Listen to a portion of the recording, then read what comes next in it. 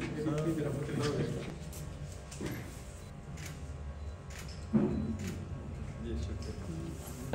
बीच चल के प्रशांत अवस्थी जी भाई उपस्थित हैं, बड़े अच्छे रचनाकार हैं, युवा रचनाकार अमित कौशल जी, टीचर गीतांजलि सिंह जी और आदरणीय रमा जी के ये सबसे महत्वपूर्ण पल होता है। अक्सर हम लोग पूरे देश विदेश प्रदेशों में जाते हैं, कभी सम्मेलन करते हैं, काव्य गोष्ठियां करते हैं, तब बड़ी धूमधाम होती है, खूब सम्मान मिलते हैं, लेकिन जब घर में आते हैं तो घर का ही जैसा समझा जाता है। लेकिन ये बड़ा महत्वपूर्ण है कि आज परिवार के लोग भी बैठे हुए हैं और निश्चित रूप से ये बहुत मेरे परिवार के लोग भी होते हैं, दोनों गौरवान्वित होते हैं कि मेरा अपना कोई इतना बड़ा काम कर रहा है देश दुनिया से अलग होकर। आप लोग उपस्थित हुए हैं, मैं आप सब लोगों को धन्यवाद देता हूँ और सबको प्रणाम करता हूँ। आप इसको यूँ समझ सकते हैं कि डॉक्टर कुंवर बेचैन जी इस समय भले हमारे बीच में शारीरिक रूप से नहीं है, लेकिन उनका अंश यहाँ पर उपस्थित है। इस प्रांगण में भी वो कहीं उपस्थित है जिन्होंने साहित्य और हिंदी का परचम पूरे विश्व में लहराया। आज जहाँ जहाँ हिंदी कविता है, निश्चित रूप से मेरा पूरा विश्वास है कि डॉक्टर कुंवर बेचैन जी का नाम वो बड़े सम्मान के साथ लेते हैं और जानते हैं। डॉक्टर प्रीति वर्धन जी बड़े अच्छे साहित्यकार हैं, हमारे सदन में आए उपस्थित हैं। हिंदी की गूंज में आपका रचनात्मक सहयोग रहता है, हम आपके आभारी हैं। मुकेश कुमार सिन्हा जी हमारे बीच में उपस्थित है, बहुत बहुत धन्यवाद। मैं हमारे इस कार्यक्रम को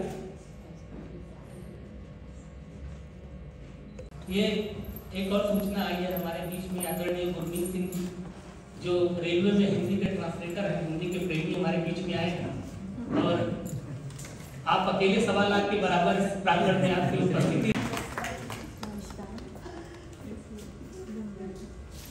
हमारे साथ में सहयोग पांडे जी जो आप देख रहे होंगे पिछले 1 घंटे से इस कार्यक्रम को व्यवस्थित करने में हमारा सहयोग कर रहे हैं इस प्रांगण में। और मैं एक बड़ी महत्वपूर्ण शख्सियत से आपको मिलाना चाहता हूँ कि आसाम के लोग हिंदी कविताओं को जानते हैं, तो इसमें मेरी भी सहभागिता रहेगी। आपने हमें समय दिया, हम आपके उम्मीद। आप सभी लोग साहित्यकार हैं, हिंदी प्रेमी हैं, मीडिया से जुड़े हैं, आप सभी हैं। और एक बात मैं बता दूं, अभी तक प्राप्त जानकारी के अनुसार आप सब लोगों को बड़ा अच्छा लगेगा कि अभी तक प्राप्त जानकारी के अनुसार, और निश्चित रूप से ये सही है कि जापान में पहली चलने वाली हिंदी की पत्रिका है हिंदी की। क्या है? अब बहुत है, जैसे फिल्म में बीच में 2 मिनट का वर्गीकृत विज्ञापन होता है, तो अभी हमारे जैसे प्राप्त सूचना के आधार पर लोग आ रहे हैं, थोड़ी देर में वो लोग आ जाएंगे और उसके बाद हम इस कार्यक्रम को आगे बढ़ाएंगे। हमारे बीच में आदरणीय भाई साहब ये पूरे कार्यक्रम की वीडियो बना रहे हैं जिसको आप सब लोग देख सकेंगे। बड़ा ही सुंदर और भव्य कार्यक्रम होगा। मशहूर शख्सियत जिनका नाम है अनिल जोशी जी अभी आए हुए थे हमारे बीच में, केंद्रीय हिंदी संस्थान के उपाध्यक्ष हमारे बीच आदरणीय। मैंने प्रोग्राम डिस्टर्ब तो नहीं कर दिया? नहीं, आपके आने से तो प्रोग्राम और अच्छा हो जाएगा। मैं तो फीलिंग ऐसे आता ना, फीलिंग तो क्या मैं कर रहा हूँ। बढ़िया बढ़िया, तो ऐसे तो कोई बात नहीं। एक निवेदन वही आप सब लोगों के साथ करना था, जब कार्यक्रम आगे बढ़ेगा, कार्यक्रम परमान चलेगा, बहुत सारी चीजें बेहतर बना सकते हैं, क्योंकि एक आगाज है और कोई एक आदमी 2 आदमी के सोचने से और परिकल्पना करने से चीजें मूर्त रूप अवश्य लेती हैं, लेकिन उसको विस्तार देने के लिए समभाव सब विचारों का जुड़ना बहुत आवश्यक है। तो आप लोग जुड़ेंगे, आप लोग अपने सुझाव देंगे, तो निश्चित रूप से जो यह यात्रा है वो बहुत अच्छी यात्रा होगी और सुखद होगी हिंदी साहित्य के लिए। हमारे बीच आज के कार्यक्रम जिसके सानिध्य हो रहा है आदरणीय श्री जी शर्मा जी आ रहे हैं, नीचे आ चुके हैं। आज के कार्यक्रम के मुद्दे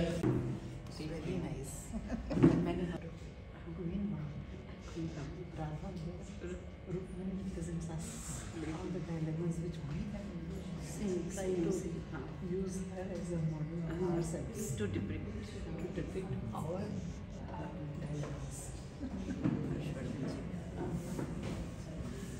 इंदौर में आज भी एक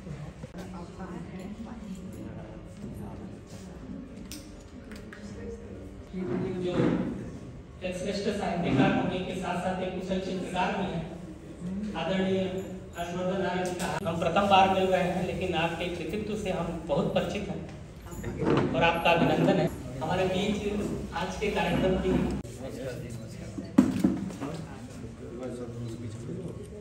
हाँ हाँ नहीं आएगी सारी।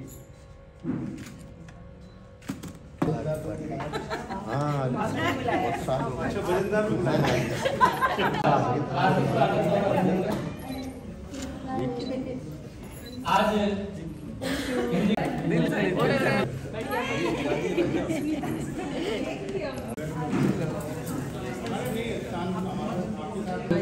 किसी परिचय के मोहताज नहीं है। जिस भी देश में हिंदी कविता लोग जानते हैं, सुनते हैं, वहाँ पे डॉक्टर सुनील जोगी जी को लोग जानते हैं, उनकी कविताओं को, उनके दोहों को, उनके मुक्तकों को, उनकी हास्य कविताओं को। और एक छोटा सा परिचय है, अगर मैं विस्तृत रूप से परिचय देना शुरू करूं तो आज का कार्यक्रम डॉक्टर सुनील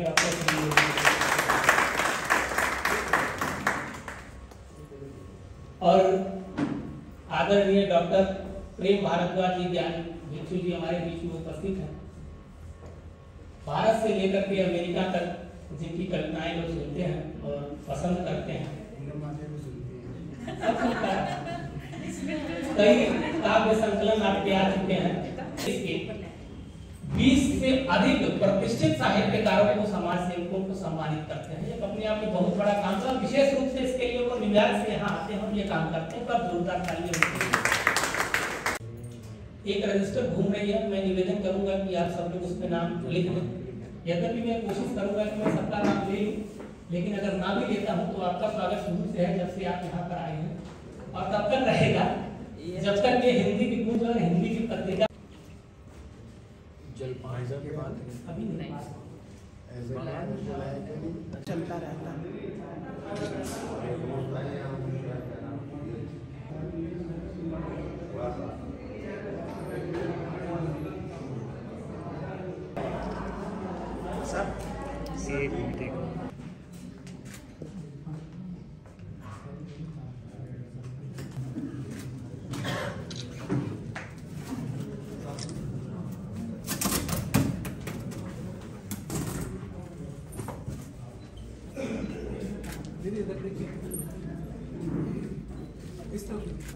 प्रांगण में आए सदन में और दीप प्रज्वलन कर कार्यक्रम को आगे बढ़ाया आदरणीय श्री रुचि शर्मा जी।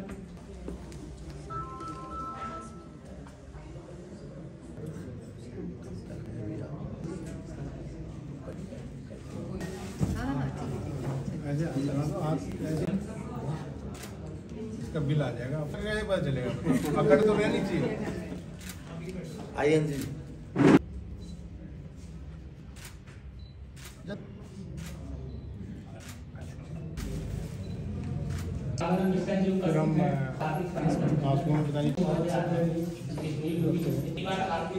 स्वागत अभिनंदन आदरणीय डॉक्टर भिक्षु शर्मा जी, आपके स्वागत से अभिनंदन।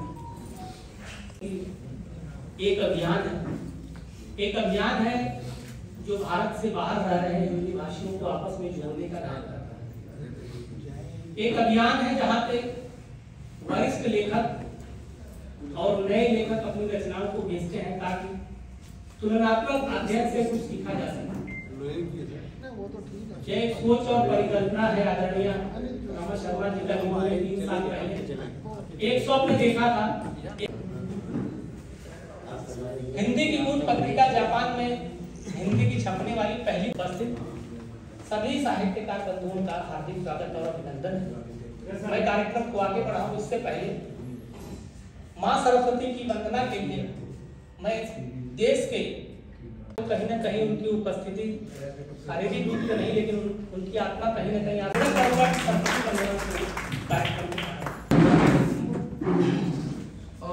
रमा जी को बहुत बहुत बधाई। पत्रिका का विमोचन है आज, और जापान शब्द याद, जापान देश का नाम सुनकर मुझे याद आता है कि मेरे पिताश्री डॉक्टर कुंवर बेचैन जी जापान गए थे और उन्होंने वहां पर एक कार्यशाला ली थी हिंदी की, और वहां लोगों को गजल लिखना और गीत लिखना उन्होंने सिखाया था। तो मैं प्रयास करती हूँ कि मैं अपने पिताश्री की इस धरोहर को संभाल पाऊं और उस साहित्य की ध्वजा को आगे लेकर चलती रहूं इस पथ पे। आप सबका आशीष चाहूंगी और माँ सरस्वती का आशीष लेने के लिए कुछ पंक्तियां प्रस्तुत कर रही हूँ। सांस का यह धन समर्पित आपको माँ शारदे, सांस का यह धन समर्पित आपको माँ शारदे, सांस का यह धन समर्पित आपको माँ शारदे। चाहते हैं आपका आशीष हम सब को मिले, चाहते हैं आपका आशीष हम सब को मिले। भाव का हर पुष्प मन की भूमि पर हंस कर खिले, भाव का हर पुष्प मन की भूमि पर हंस कर खिले। हो सदा क्षण क्षण समर्पित आपको माँ शारदे, हो सदा क्षण क्षण समर्पित आपको माँ शारदे। सांस का यह धन समर्पित आपको माँ शारदे। ज्ञान का तम दूर हम करते रहें और जग में ज्ञान की ही ज्योति को भरते रहें और जग में ज्ञान की ही ज्योति को भरते रहें। भाव में ये मन समर्पित आपको माँ शारदे, भाव में ये मन समर्पित आपको माँ शारदे। सांस का यह धन समर्पित आपको माँ शारदे, आपको माँ शारदे। जिन्होंने अपना बहुमूल्य समय दिया, आप मंच पे बैठे हुए आदरणीय डॉक्टर आशीष कंदवे जी, डॉक्टर सुनील योगी जी, डॉक्टर प्रेम भारद्वाज जी, शर्मा जी, यह निश्चित रूप से आज यहाँ पर आपको मंच पे दिखाई दे रहे हैं, लेकिन इनका काम, इनका यश, इनकी कविताएं, इन्होंने हिंदी साहित्य को समृद्ध करने के लिए जो काम किया है वह निश्चित रूप से प्रशंसनीय, सराहनीय है और नई पीढ़ी के लिए वो एक उत्साह बढ़ाने वाली चीज। हिंदी की कुछ पत्रिका पिछले 2.5-3 सालों से जिस प्रकार से निरंतर फल फूल रही है, उसमें आप लोगों का बहुत महत्वपूर्ण योगदान है। और आज ये अच्छा सुंदर अवसर है कि जब उस पत्रिका को हम लोग कागज पर लेकर के आए हैं, तो आप लोगों ने अपना बहुमूल्य समय देकर के इस प्रांगण में अपनी उपस्थिति दिए हैं। इसके लिए हम आप सबके आभारी हैं।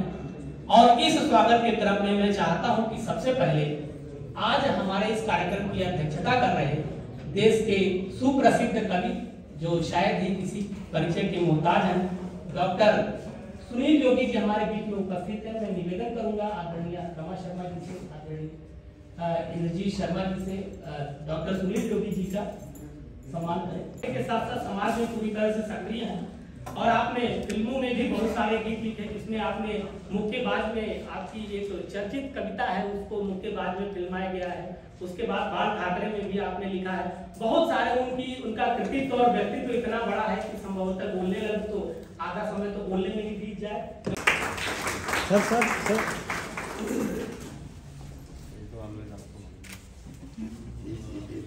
एक बार जोरदार तालियां।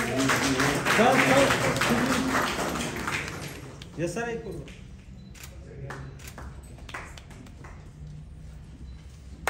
Yes sir.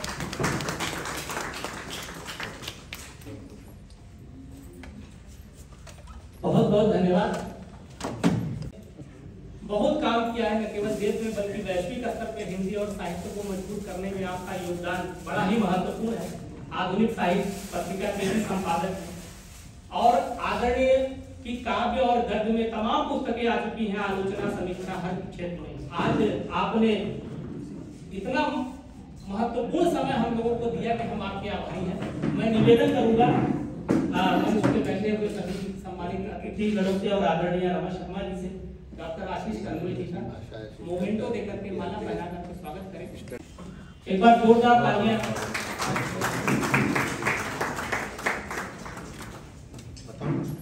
एक मिनट मैं करता हूँ। हाँ बता सर सर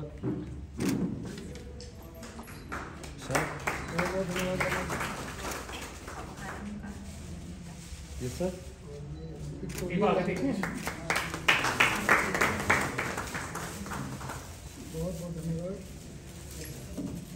साथियों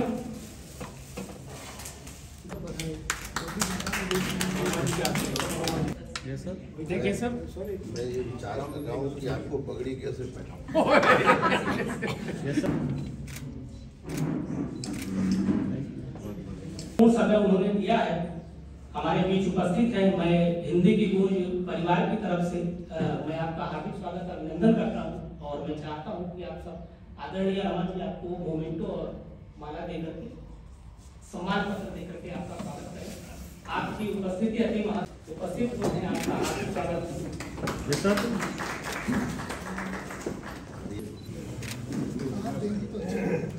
मैं हाथ से ली कोई ये लीजिए। ये sir sir sir sir thank you sir. और बहुत बहुत आभार। कईयों को मैंने फोन किया, एक फोन पे आ गए, कईयों को मैंने एक मैसेज किया, मैसेज पे आ गए। मैं दिल से सभी का शुक्रिया अदा करना चाहती हूँ। आशीष कनवे जी, सुनील जोगी जी, प्रेम भारद्वाज जी, इंद्रजीत शर्मा जी, सबको, राजेश कुमार जी, एक मैसेज पे सभी आए। अनिल जोशी जी आपसे जस्ट पहले आके गए, उनकी तबीयत बड़ी खराब थी तो वो आके पहले शुभकामना संदेश देके चले गए। आप सभी का आभार। यहाँ जो भी बैठे हैं मेरे लिए सभी इतने विशिष्ट हैं जो एक मैसेज पे, कईयों को मैंने आज सुबह मैसेज किया वो भी आ गए हैं। तो मैं दिल से सबका आपका आभार करती हूँ। हिंदी की गूंज के लिए विनोद मेरा बहुत हेल्प करता है। आज का कार्यक्रम भी जो संभव हो पाया है विनोद के कारण और इंद्रजीत भाई साहब के कारण। और आज मेरा परिवार भी मेरे साथ आया है, ये पहली बार हुआ है, इसके लिए मैं अपने परिवार का भी थैंक यू करती हूँ। मेरे हस्बैंड भी आए हैं, मेरे देवर भी आए हैं, मेरी देवरानी, मेरी फ्रेंड, मेरी भाई, मेरे भाभी सभी आए हैं। सर आपका सम्मान तो सबसे पहले होना चाहिए। हम जल्दी शुरू हो गए। हाँ ये बात ठीक है। जी इतनी मेरे को भी पूरी तरह से समर्पित होकर के जो हिंदी साहित्य के लिए इतना काम कर रहे हैं वो निरंतर ला रही है। उनके पीछे आदरणीय मेरे भाई, मेरी भाभी, मेरी देवरानी, मेरी फ्रेंड, मैं सभी का दिल से शुक्रिया करती हूँ। और मेरी फ्रेंड्स जो सभी चमकती हुई बैठी है, पूनम तुम्हारा बहुत बहुत दिल से शुक्रिया। ये हॉस्पिटल से सीधी आ गई है करते हैं तो मेरे दिमाग में उस टाइम थोड़ा सा हुआ कि अपने देश में मैं पंजाबी नहीं जापान में ला सकती, हिंदी तो कर ही सकती हूँ।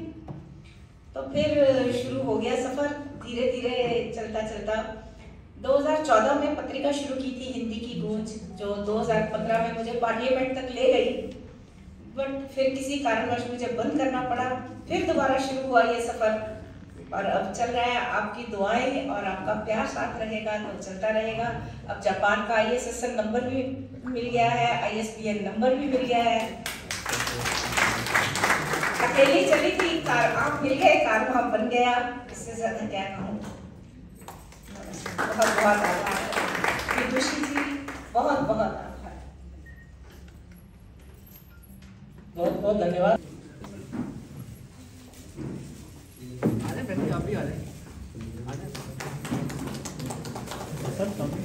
सर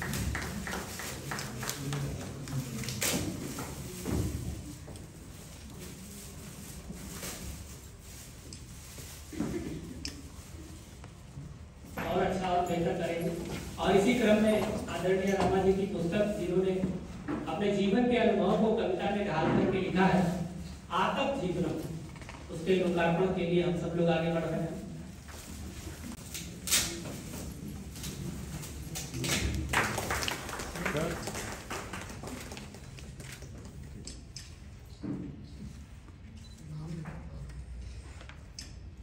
जीवन की तमाम व्यस्तताओं के बीच में कोमल सांस नहीं लेने दे रहे हैं।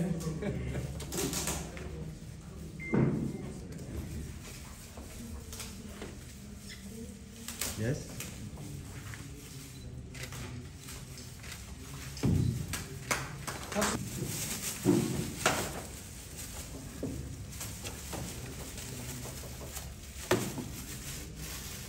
और इसी क्रम में यस आदरणीय रमा जी के बड़े सुपुत्र जिन्होंने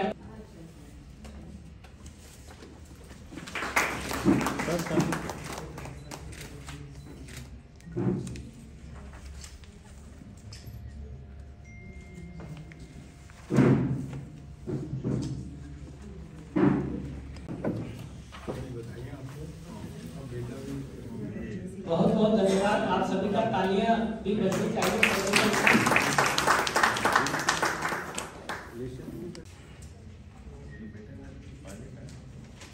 तो मैं वही कह रहा था कि कारवा यहाँ तक पहुंचा है, इसके पीछे भी कई महत्वपूर्ण नाम हैं जो उस तरफ बैठे हुए हैं।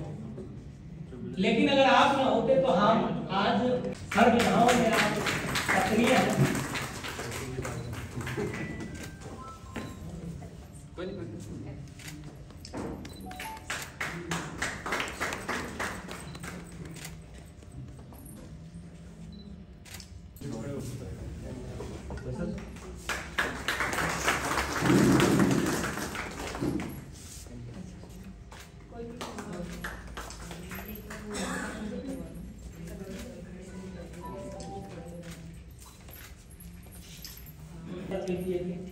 जहाँ पे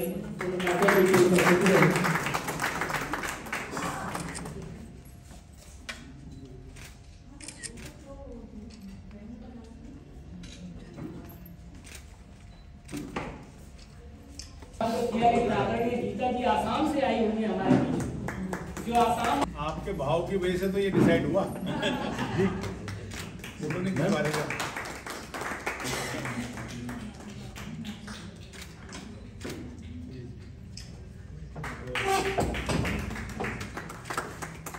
और अभी आप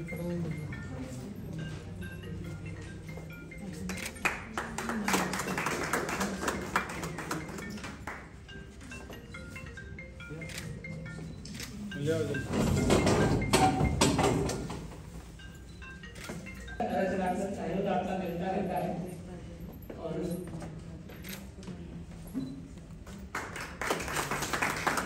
अंतर्राष्ट्रीय कार्यक्रम है ये, क्योंकि जहाँ पर अंतर्राष्ट्रीय प्रतिनिधित्व हो चुका है, आदरणीय जी शर्मा जी, रमा जी और बाकी डॉक्टर सुनील योगी जी भी भारत में कम रहते हैं, विदेश में ज्यादा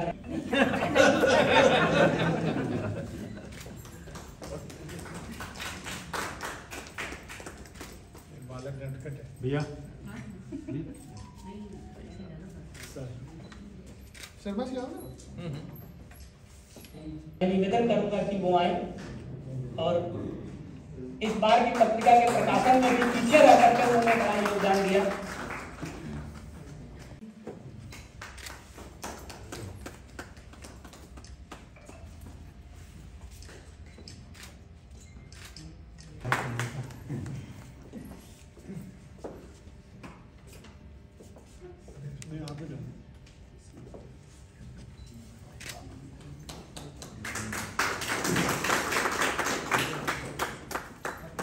यस सर।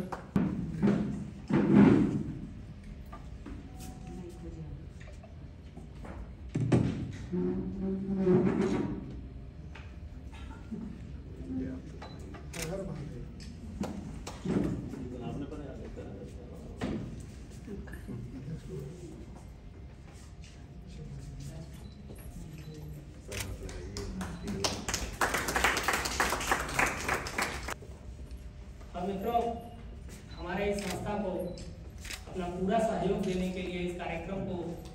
सुनियोजित बीच में प्रशांत अवस्थी जी आ रहे हैं, जो हिंदी की गुण सी आगे की योजनाओं में भी इनका मुझे रात को मैसेज करते हैं, मैं रास्ते में भी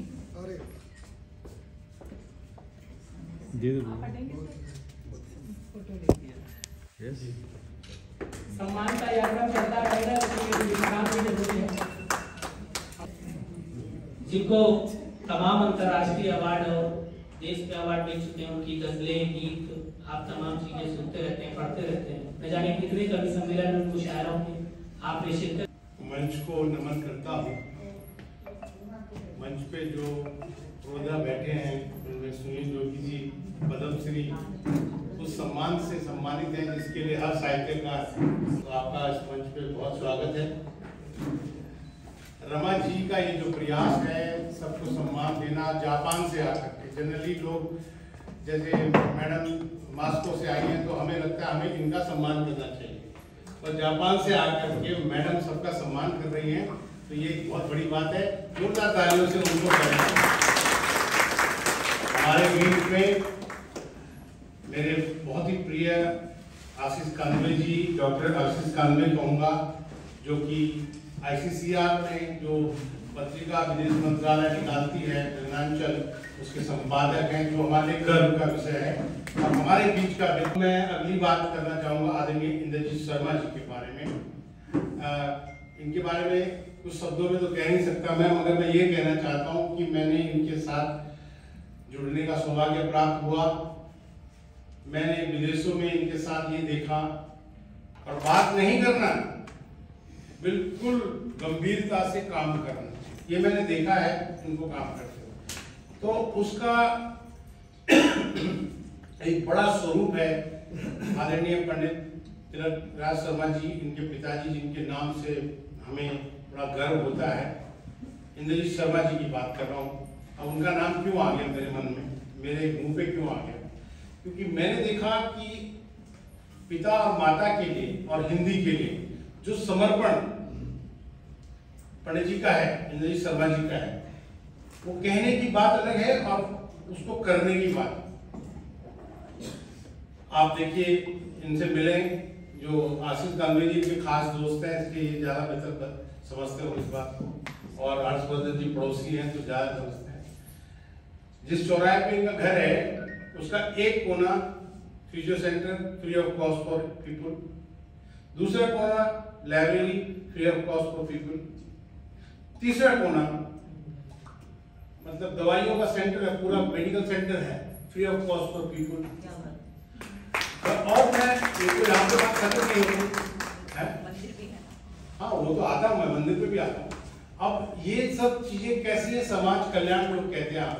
फिर अगला कोना देखेंगे आप तो बुजुर्गों के लिए सेंटर बना रखा है, जिसमें लोगों का मनोरंजन होता है, उनकी सेवा होती है, और न केवल सेवा होती है, हवन होता है, और उनकी जो जितने बुजुर्ग है ना, वो लोग लगभग वो है जिनको घर से मालूम थोड़ी सी है, कोई दिक्कत है, वो वहाँ आके बैठते हैं। इसके गवाह वो हैं आदरणीय हर्षवर्धन आर्य, जिनके पड़ोसी बेहतर बताएंगे क्या मैं गलत बोल रहा हूँ या सही बोल रहा हूँ। वो जो बुजुर्ग आते हैं उनकी एक एक समस्या है, वो कैसे पता चली मुझे, मैं अभी पिछले 40 बुजुर्ग की दवाई की व्यवस्था हो रही है। देखिए, ये सब आदमी दिखावे के लिए नहीं करते, उस कमरे में और कोई जाता नहीं, यहाँ बात कर रहे। तो इस तरीके के चरित्र और मानस हमारे बीच में बैठे हैं पंडित इंद्रजीत शर्मा जी। और ये जो अभी कह रही है मंदिर गुरुद्वारे में कंट्रीब्यूशन करके पूरा गुरुद्वारा है, कम से कम आज की यहाँ की बात करें तो यहाँ पे बहुत सारे गवाह होंगे। एक भाई साहब मरीज ये बैठे हैं, एक मैं भी हूँ, बहुत सारे हैं जिनको सिलेंडर नहीं मिल रहा था।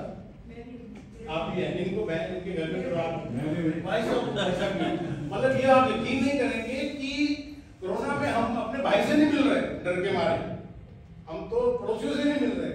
ये भाई साहब वो बेटा है यहाँ पे, कहाँ गए हो, राजू गोरा, ये आदमी 100 से ज्यादा सिलेंडर लोगों के मुंह पे लगा के आया, मेरे भी लगा के आया, मुझे भी कोरोना होगा।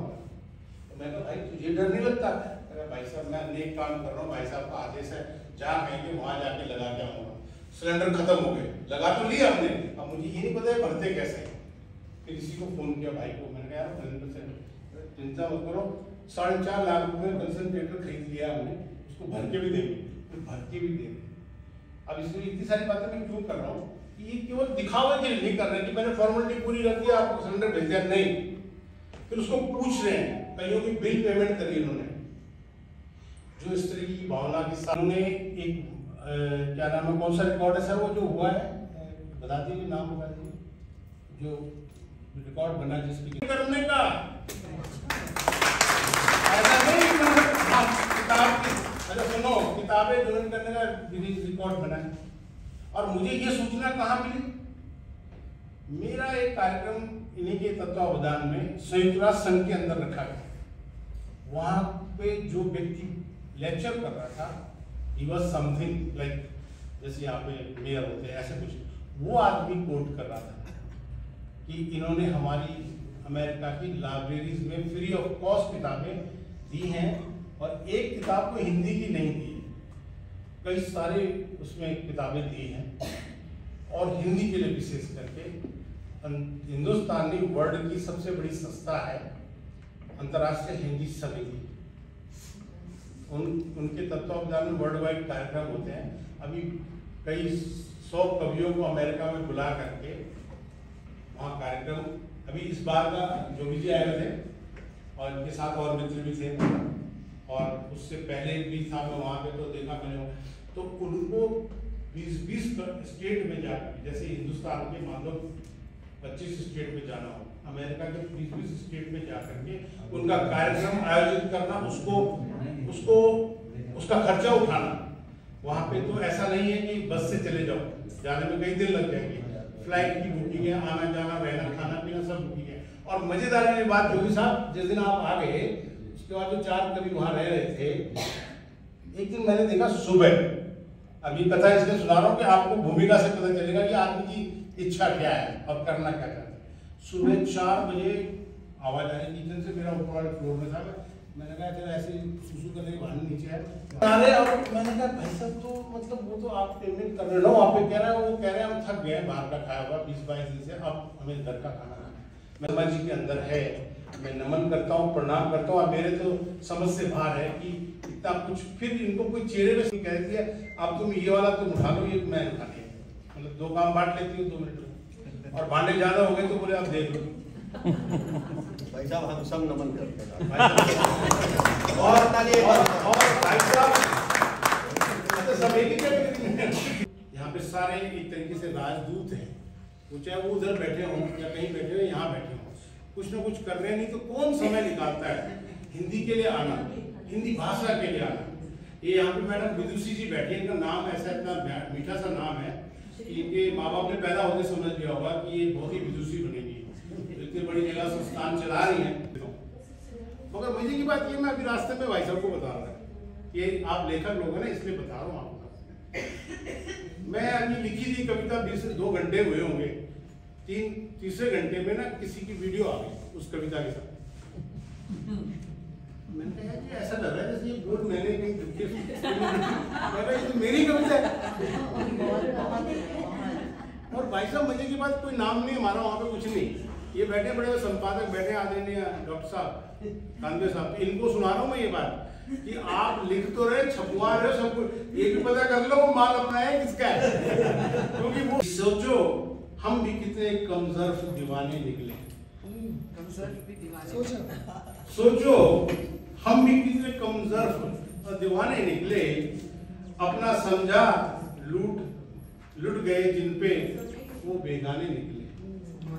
सोचो कि हम भी कितने कमजोर और दीवाने निकले, अपना समझा लुट गए जिन पे वो बेगाने निकले।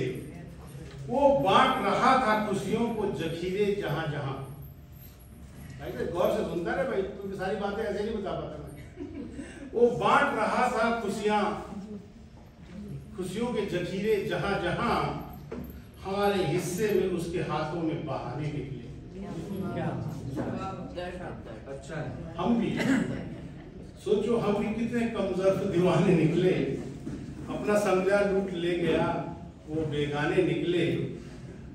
पूनम जी इन्हीं की बात है मगर समझ सभी लें, ठीक है। वो कहते थे सारी दुनिया में तुम्हें ही चाहते हैं बस, अच्छा इटली में कहा था भाई तूने। वो कहते हैं सारी दुनिया में तुम्हें ही चाहते हैं बस। वो कहते हैं सारी दुनिया में तुम्हें ही चाहते हैं बस। गुलिस्तां में उनके हर गुल के साथ फसाने निकले। वो कहते हैं तो सारी दुनिया में तुमको चाहते हैं बस, और गुलिस्तां में हर गुल के साथ इनके फसाने निकले। और ये भी एक इल्तिजा है कि खत खून से लिखकर के भेजा करते थे जिन्हें,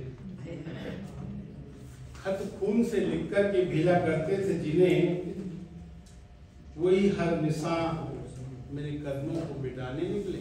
वाह क्या बात। खत खून से लिखकर के भेजा करते थे जिन्हें, वही हर निशान मेरे कदमों के मिटाने निकले। और अब वो दिल की बात जो आप सभी समझ गए, मैं कह देता हूँ कि प्रेम उसकी याद आई तो जख्म पुराने निकले। प्रेम उसकी याद आई तो जख्म पुराने निकले। दिल की मिट्टी को कुरेदा तो बहुत खजाने निकले। दिल की मिट्टी को कुरेदा तो बहुत खजाने निकले। और शहर में करता था जो, अब ये उनकी क्योंकि पॉलिटिक्स में है और मेरे विपक्ष में काम करते हैं, ये पंक्ति तरह जरूरी बनती थी, मैंने कह देते नहीं। शहर में करता था जो सांप के काटे जाने का इलाज। शहर में करता था जो सांप के काटे जाने का इलाज, उसके तहखाने में सांपों के कई ठिकाने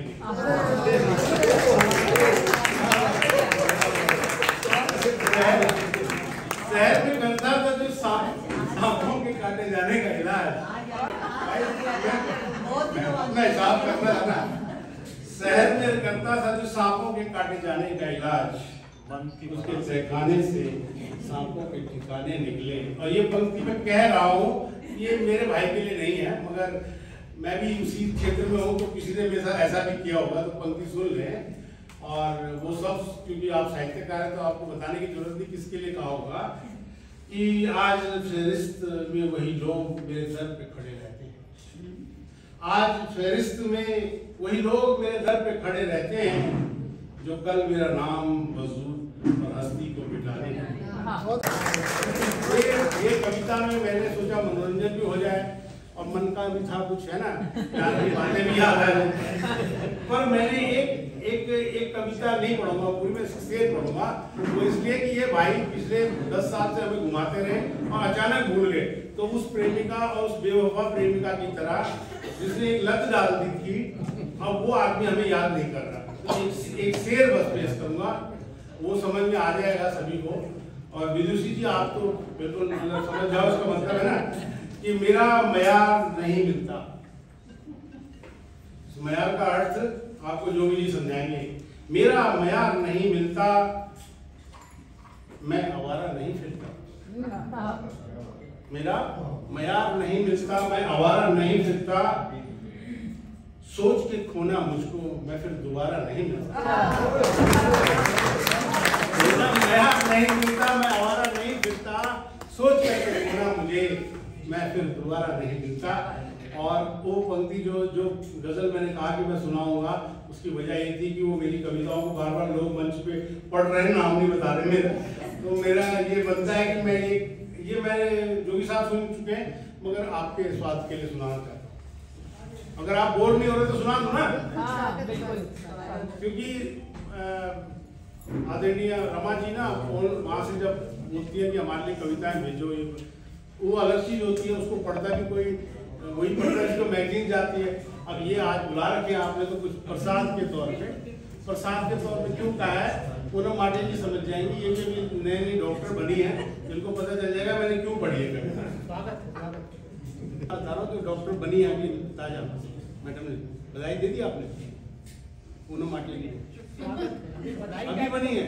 नहीं वो सम्मान है, वैसे बनी है तो बधाई तो बनती है। पीएचडी हो गई। अब कैसे बनी है वो बताएंगे, बाकी बनी है।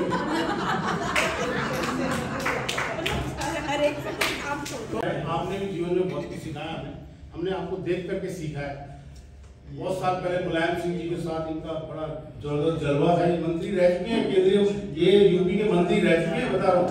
ये केवल कवि नहीं है, शायर नहीं है, पद्मश्री नहीं है, हमारे मिनिस्टर भी रह चुके हैं। तो मैं ये इन्हीं के माध्यम से बात आप तक पहुँचा रहा हूँ। जो ये संपादक हैं, इनको पता है, कई बार इनकी समस्या ये हो जाती है, प्रेम भारद्वाज ने कविता भेजी है, अब ये इसी की है कि नहीं, ये कैसे पता करें?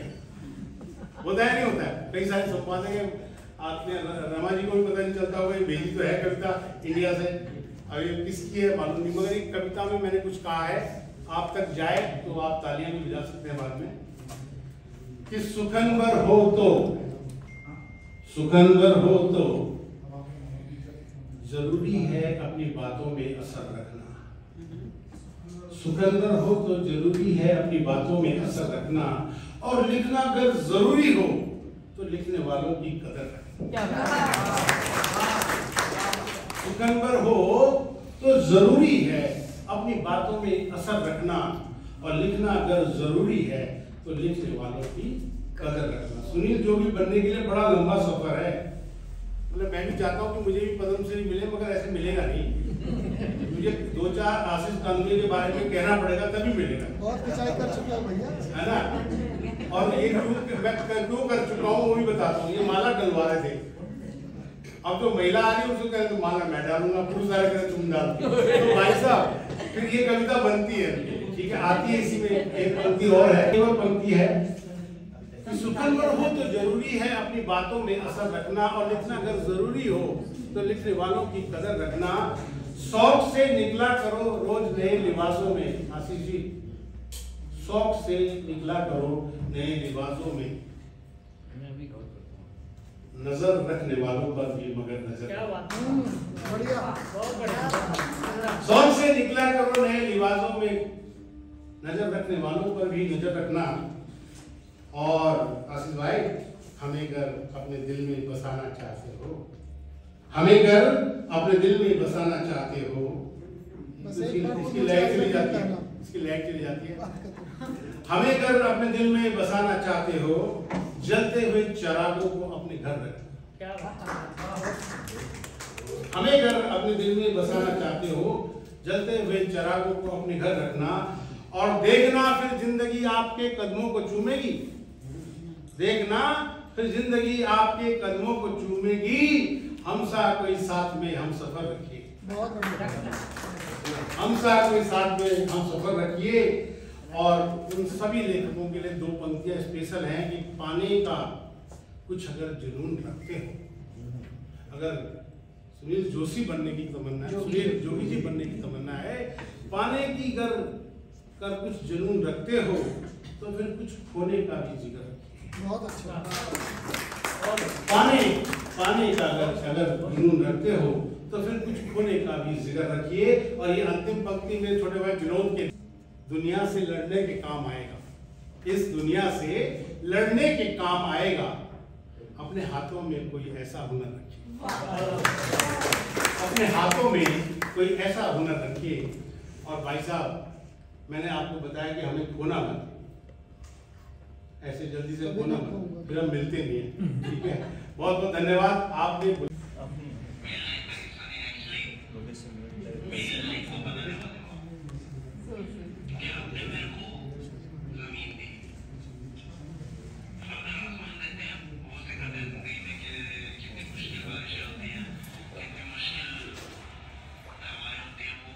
कई सारी किताबें लिखी, नाटक की, कविता की, रचना की, हमारे लेखकों का एक बार जोरदार तालियां उनके लिए बजाइए।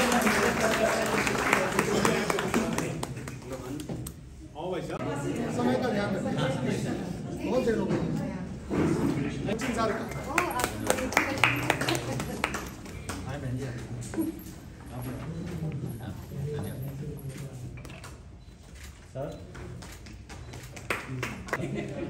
आइए स्वागत है।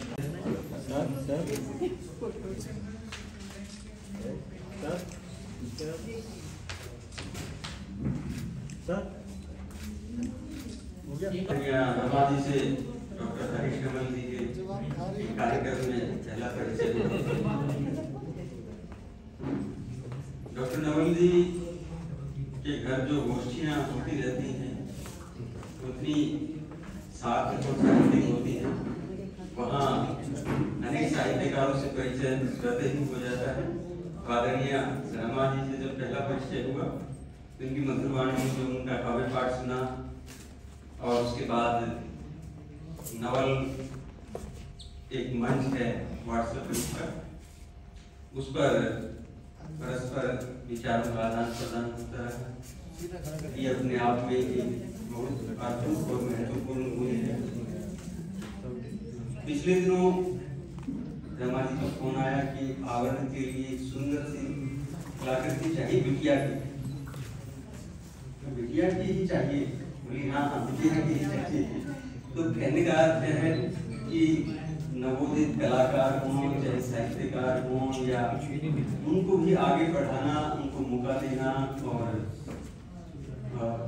उन्हें लाइमलाइट में लाना, ये भी अपने आप में एक महत्वपूर्ण कार्य है। वो बेटी की एक सुंदर सी कलाकृति को उन्होंने आवरण पर स्थान दिया, उसके लिए आभार। डॉक्टर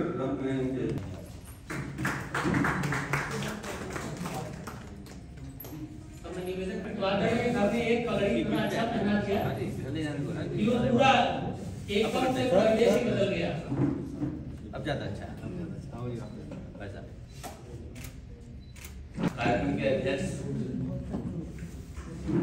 आदरणीय श्री जोगी जी, हमारे मुख्य अतिथि आशीष गंजोई साहब, हिंदी जी प्रेम भारद्वाज जी, कुछ नाम छप रहे हैं शायद आए नहीं है, उनको छोड़ रहे हैं। हमारे अन्य मित्र सभी और यहाँ मंचस्थ और नाम में उपस्थित सभी मित्रों को धन्यवाद। आदरणीय शुक्ल जी भी अभी भी साथ ही आए लगभग। हिंदी के आयोजनों के संबंध में चूंकि दिल्ली में प्रतिदिन कई आयोजन होते हैं, मैं भी मेरठ में हूँ और हम लोग आसपास के क्षेत्रों में जब हिंदी पर आयोजन होते हैं कोशिश करते हैं पहुँचे और अपनी बात भी रख सकें अंदर। मेरे आने पर आदरणीय प्रेम भारद्वाज जी की कविताएं चल रही थी, बड़ा स्वस्थ माहौल था, हंसी खुशी का। लेकिन हिंदी के लिए हंसी खुशी का माहौल इस देश में और दुनिया में कब होगा, इस पर हम लोगों को चिंतन करना चाहिए।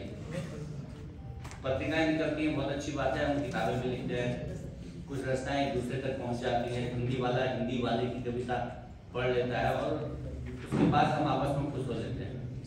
लेकिन क्योंकि रमा जी भी प्रवासी हैं, अभी उन्होंने अपने बेटे की का संबोधन हिंदी के बाद हमारी प्रोफेसर नवीन लोहनी जी, इनके फेसबुक पे देखा और फिर मैं यहाँ आया और मुझे इतना अच्छा लगा। श्वेता जी सामने बैठी हुई, अभी 1-2 सप्ताह पहले बात हुई कि भाई आप व्हाट्सएप पे मुझे मैसेज किया करें। सामने देखिए विदेशी की बैठी हुई है, हमारे सामने मनोज कुमार है, बहुत लोग इनका नाम लिया, सुनील जोगी हमारे बहुत पुराने दोस्त हैं, तो वो भी आज मिले, बहुत अच्छा लगा। और इंद्रजीत जी से तो लगभग अक्सर ही बातचीत होती रहती है व्हाट्सएप वगैरह के थ्रू।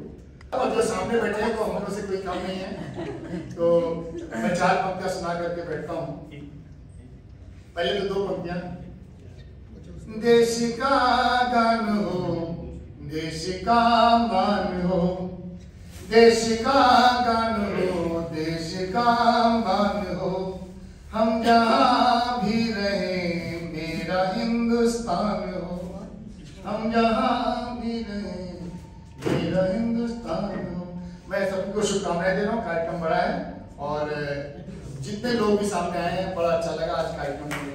धन्यवाद सभी को, बहुत बहुत प्रणाम और बहुत बहुत बधाई रमा जी को, इतना भव्य आयोजन किया, बहुत सालों से मेहनत कर रही थी और बहुत अच्छा लगा, इनको बहुत बहुत बधाई। और मैं आपसे आशीर्वाद चाहूँगा कि मैं जो कर रहा हूँ जीवन में मैं ऐसे ही करता रहूँ और आप लोग मुझे आशीर्वाद दें, मैं अपने कार्य में सफल रहूँ। जो मैं कह दिया कर रहे हैं काफी कुछ अपने माता पिता के आशीर्वाद। और मैं ये कहना चाहूँगा कि अगर आपके माता पिता घर हैं, उनकी खूब सेवा करें, उनके आशीर्वाद से हमें कुछ भी मिल सकता है जो हम चाहते हैं। मैंने कभी सोचा नहीं था कि हम इतना कुछ करेंगे, लेकिन अभी बहुत कुछ कर रहे हैं और रमा जी हिंदी के लिए बहुत कुछ करेंगे। हम लोग भी वहाँ विदेशों में बैठे हुए कर रहे हैं, थोड़ा बहुत जितना कर सकते हैं। डॉक्टर साहब ने बोला 1 दिन होता है, हमारे यहाँ तो ऐसा नहीं है जी, वीक में कुछ ना कुछ होता ही रहता है वहाँ पे। और हिंदी की सेवा के लिए, हिंदी की व्यवस्था के लिए कुछ ना कुछ हम रोज ही करते हैं।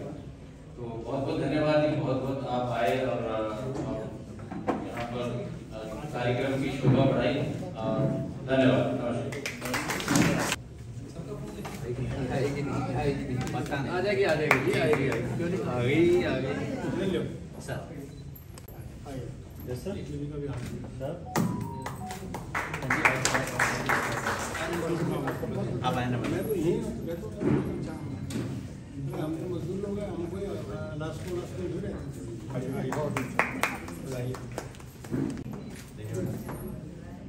बहुत काम कर रही हैं, बहुत हमने आपको खोया नहीं है।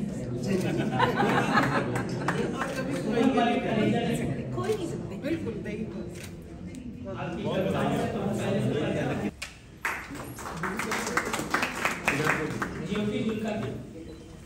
Yes ma'am.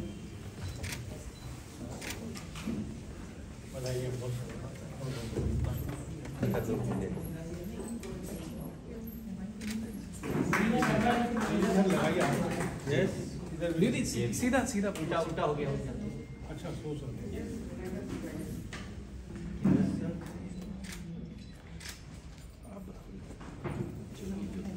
आप सभी लोग इतना काम करते सीन मोमेंट में आपके आने का बहुत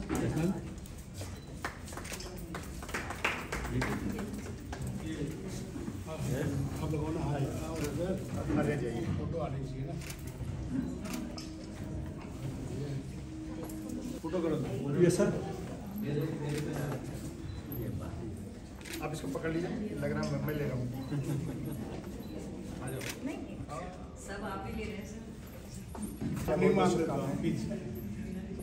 हमारे बीच हिंदी कवित्री कोमल जी हैं। आइए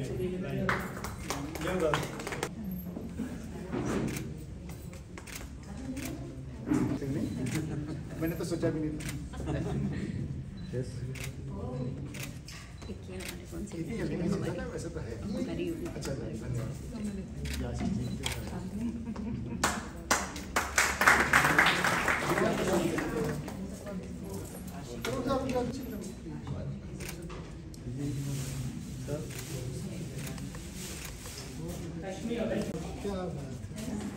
यस क्या समझे?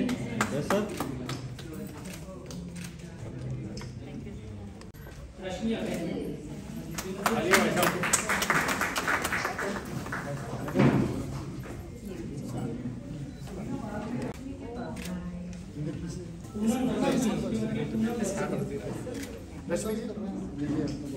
Yes sir. रिश्ते तभी बने रहते। हिंदी के लिए जो एक साहित्यिक कवित्र यज्ञ है, इसमें आप सब लोगों का बड़ा सहयोग रहा।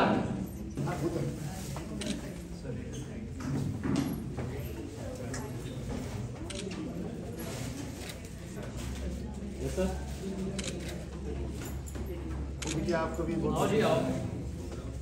हाँ जी।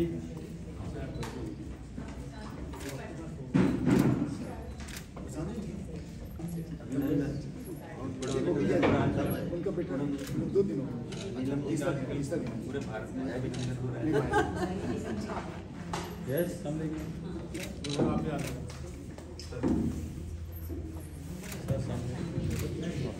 और हमारे साथ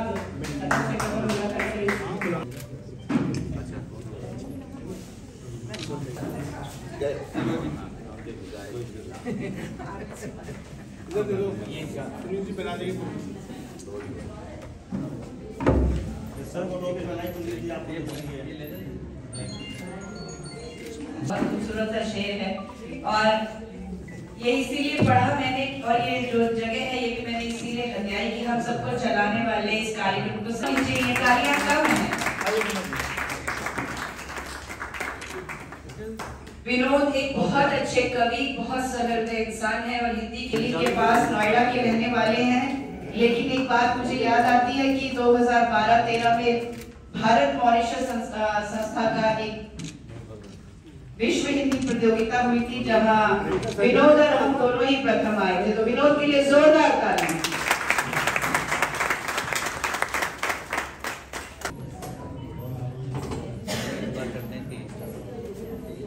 सभागार में उपस्थित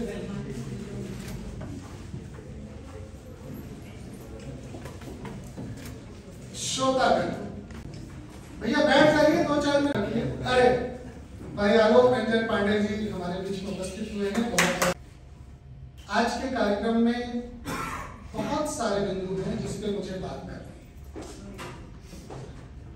बहुत ज्यादा औपचारिकता में न पढ़ते हुए आज के कार्यक्रम के माननीय अध्यक्ष पद्मश्री सुनील जोगी जी, मंचासीन हिंदी के विद्वान प्रोफेसर नवीन चंद लोहनी जी, अंतर्राष्ट्रीय स्तर पे हिंदी के हवन को निरंतर प्रज्वलित रखने वाले भाई इंद्रजीत शर्मा जी, विश्व के अन्य देशों में भारत से इतर हिंदी की गूंज को सुनने योग्य बनाने वाले नॉर्वे से हमारे सुरेश चंद्र शुक्ल जी, देश के सुप्रसिद्ध चित्रकार भाई हर्षवर्धन जी और मेरे परम दुश्मन आज के कार्यक्रम के विशिष्ट अतिथि परम प्रिय मेरे परम मित्र भाई प्रेम भारद्वाज ज्ञान भिक्षु। बात प्रेम जी से ही शुरू हुई, इसलिए मैं इन्होंने मुझे आई लव यू कहा था, मैं निभा नहीं पा रहा।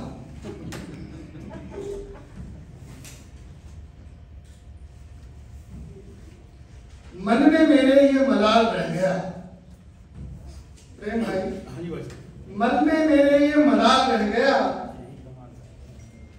जीवन भर का सवाल रह गया।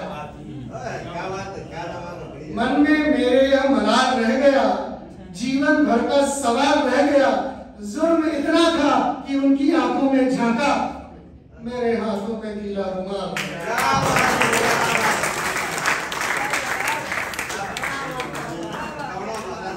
वो कह रहे मैं रो रहा हूँ, मैं रो रहा हूँ।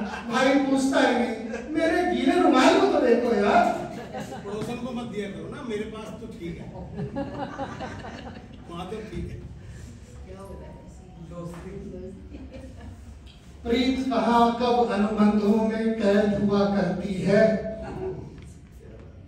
प्रीत कहाँ कब अनुबंधों में कैद हुआ करती है, प्रेम समर्पण के बल पर सदा यह राह चुनती है।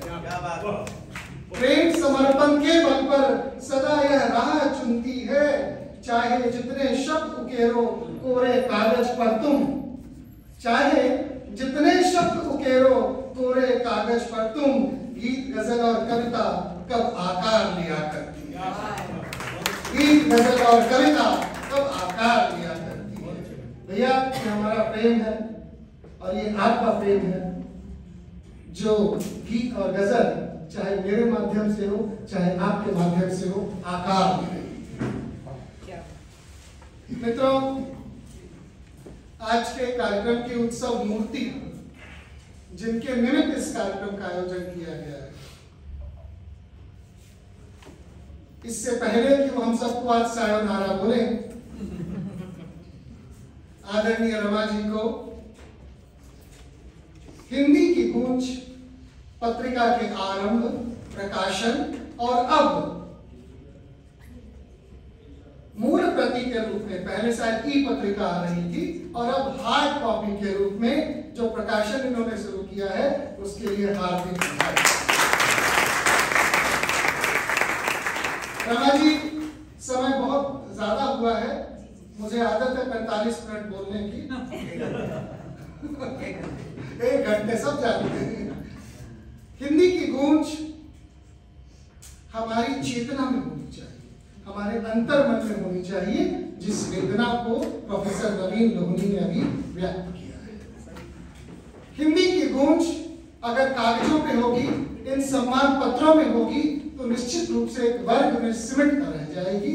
आप जापान में हिंदी को लेकर जो काम कर रही हैं, जापानी culture, Hindi culture centre Japan के माध्यम से, और अब इस पत्रिका के माध्यम से मैं चाहूंगा कि उसका विस्तार जितना भारत में हो रहा है उतना ही जापान में। एक और निवेदन मैं करूंगा कि हिंदी की गूंज पत्रिका नाम बहुत ही सुंदर है, मन को छूती है, कुछ कहने के लिए विवश करती है। सबसे बड़ी चीज जीवन में जो चीज होती है वो है नाम क्या है आपका। सुनीता से भी प्यार हो सकता है, नाम बहुत साधारण है तो क्या हुआ। लेकिन अगर वीणा वादनी किसी का नाम हो आज के समय में, वीणा पानी किसी का नाम हो आज के समय में, तो निश्चित रूप से उस बच्ची से, उस महिला से, उस स्त्री से, उस माँ से, उस भाभी से एक अलग तरह के आदर की अनुभूति होती है। लेकिन अगर इस वीणा पानी को अंग्रेजी वाले लिखेंगे तो कैसे लिखेंगे? बिना पानी। हिंदी बिल्कुल बिना पानी की हो गई है,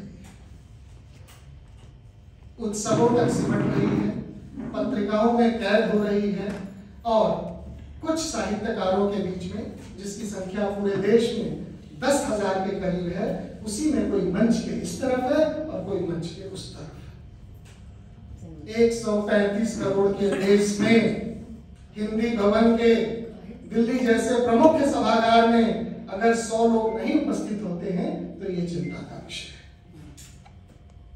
मित्रों, हिंदी की गूंज पत्रिका के लिए मुझे सलाह देने की आदत नहीं है, पर मैं ये कहूंगा कि आसपास के आपके जितने भी पड़ोसी देश हैं, उन सभी देशों से हिंदी की गूंज जापान के साथ साथ हिंदी की गूंज इंडोनेशिया, हिंदी की गूंज साउथ कोरिया, हिंदी की गूंज आप पड़ोस के जो देश हैं, लाओस है या और भी जो देश आपके आसपास हैं, वहां से भी निकलनी चाहिए। 2 फायदे होते हैं इसके। एक तो ये कि आपको अपनी भाषा से जुड़ने का अवसर बचा रहता है, और दूसरा नई पीढ़ी में छपने की लालसा जगती है, जो कहीं ना कहीं उसको सृजनात्मक बनाती है, रचनात्मक।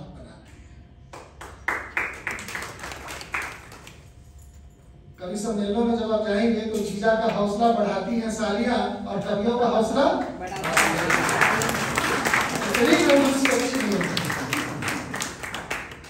मित्रों, कुछ गंभीर बातें कर लेते हैं।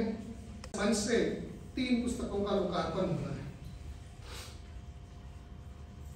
पहली पुस्तक थी आतप जीवनम। बहुत सारे लोग इसको पता नहीं समझ पाए होंगे कि नहीं समझ पाए होंगे। आतप जीवनम, मैंने सिर्फ इसका शीर्षक पढ़ा। धूप जीवन, संघर्ष जीवन, गर्मी। अभी हमारे बीच में मॉस्को से आई है, उनको बहुत गर्मी लग रही थी क्योंकि उनका वातावरण माइनस में चलता है और यहाँ प्लस में, ऊपर से हिंदी का कार्यक्रम और प्लस में जाता है। आतप जीवनम, इसका शीर्षक इतना आकर्षक है और ये पूरा का पूरा एक चिंतन का विषय है। जीवन की गर्मी क्या है, जीवन का संघर्ष क्या है, जीवन में धूप का क्या महत्व है, जीवन कैसे रोशन होता है, और उस रोशनी का उपयोग जीवन के मार्ग को प्रशस्त करने के लिए हम कैसे करते हैं, उसी पर केंद्रित बहुत सारी सुंदर रचनाएं इस पुस्तक में संकलित है। मित्रों, ज्यादातर कविताएं इसमें महाभारत और कुरुक्षेत्र को केंद्र में रखकर लिखा गया है। मैंने 10 मिनट पहले ही इसको पलटना शुरू किया। कुरुक्षेत्र से बड़ा जीवन संघर्ष और कुछ नहीं हो सकता। जहां हमें अपनों से लड़ना था, जहां हमें अपने रिश्ते नातों को समझाना था, और जहां हमें अपने रिश्तेदारों को ही हराना था। निश्चित रूप से जीवन अपनों के बीच में तभी फंसा मिलता है जब हम इस संघर्ष से पार पा लेते हैं। इस पुस्तक पे बोलने के लिए पूरे 1 घंटे का समय कम होगा, क्योंकि इसकी कुछ कविताओं को भी मैंने अलग से पेज मोड़ कर रखा है, जिसमें अस्पताल का वार्ड। इस कविता को आप लोग पढ़िएगा, मैं पढ़ूंगा तो इसका समय खराब होगा। अस्पताल का वार्ड, इसमें जो कविता है वो बहुत महत्वपूर्ण रचना है। तुम तो हो दिया,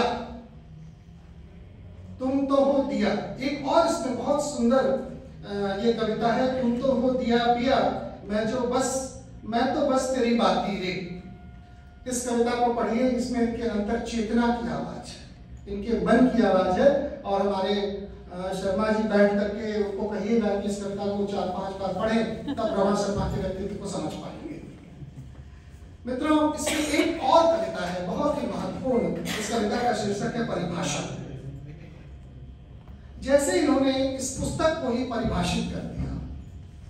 परिभाषा कविता की 4 पंक्तियां आपके सामने मैं रखता हूं कि सच तो सच होता है, झूठ झूठ ही होता है, जैसे प्रेम जी ने बोला।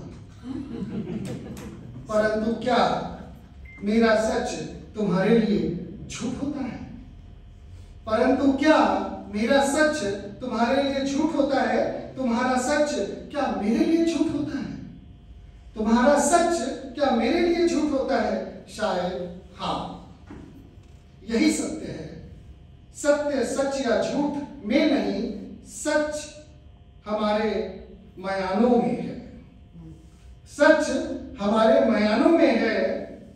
सच झूठ की परिभाषा पर है, हम किसे सच समझते हैं। क्यों?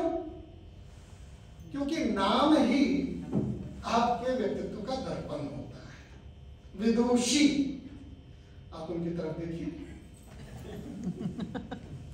मैं एक नाम लेता हूं, ऐश्वर्या, सोचिए।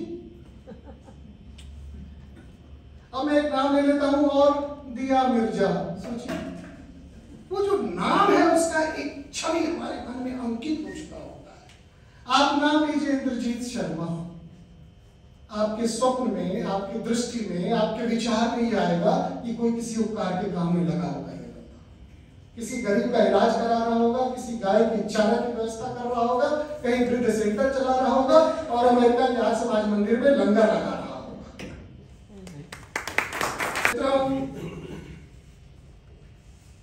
नाम मुरझाते फूल, लेकिन इसकी कविताएं भीतर हंस रही हैं।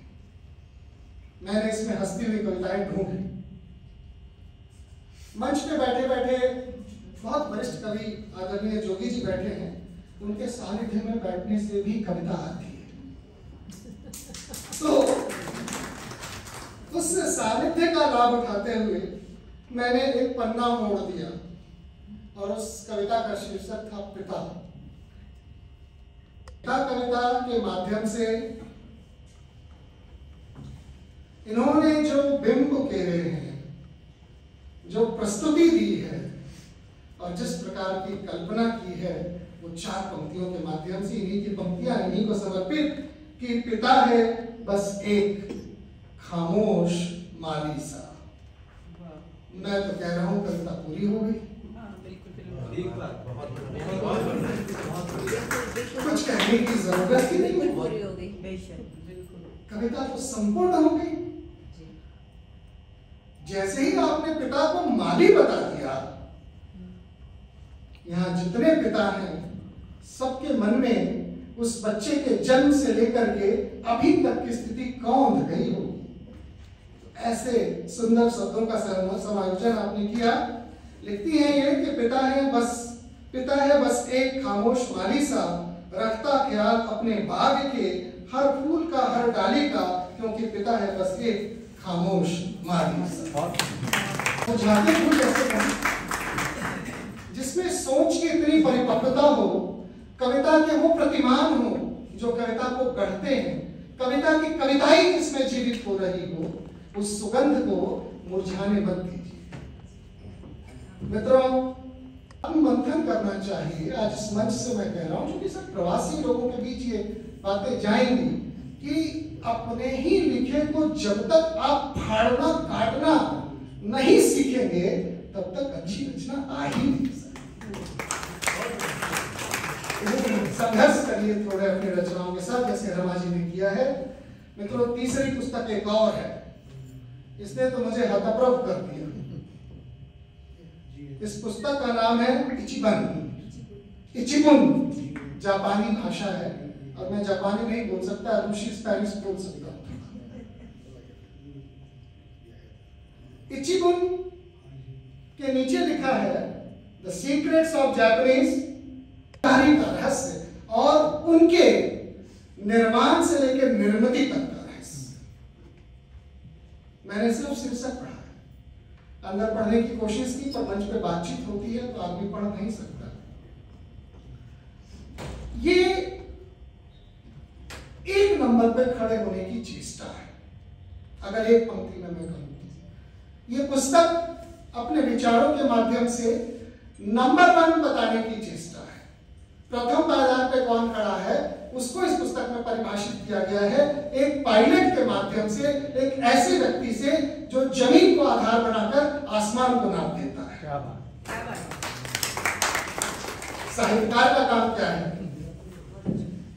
जमीन को आधार बनाए और अखिल ब्रह्मांड की सैर करा दे, वही साहित्यकार। और उसमें से चुन के जो रचना छाप दे वो पत्रकार। और उसमें से हास्य, करुणा, रंग, आपके मन को छूने वाली पंक्तियां निकाल के ले आए वो आज का अध्यक्ष। मित्रों, ऐसे विविधतापूर्ण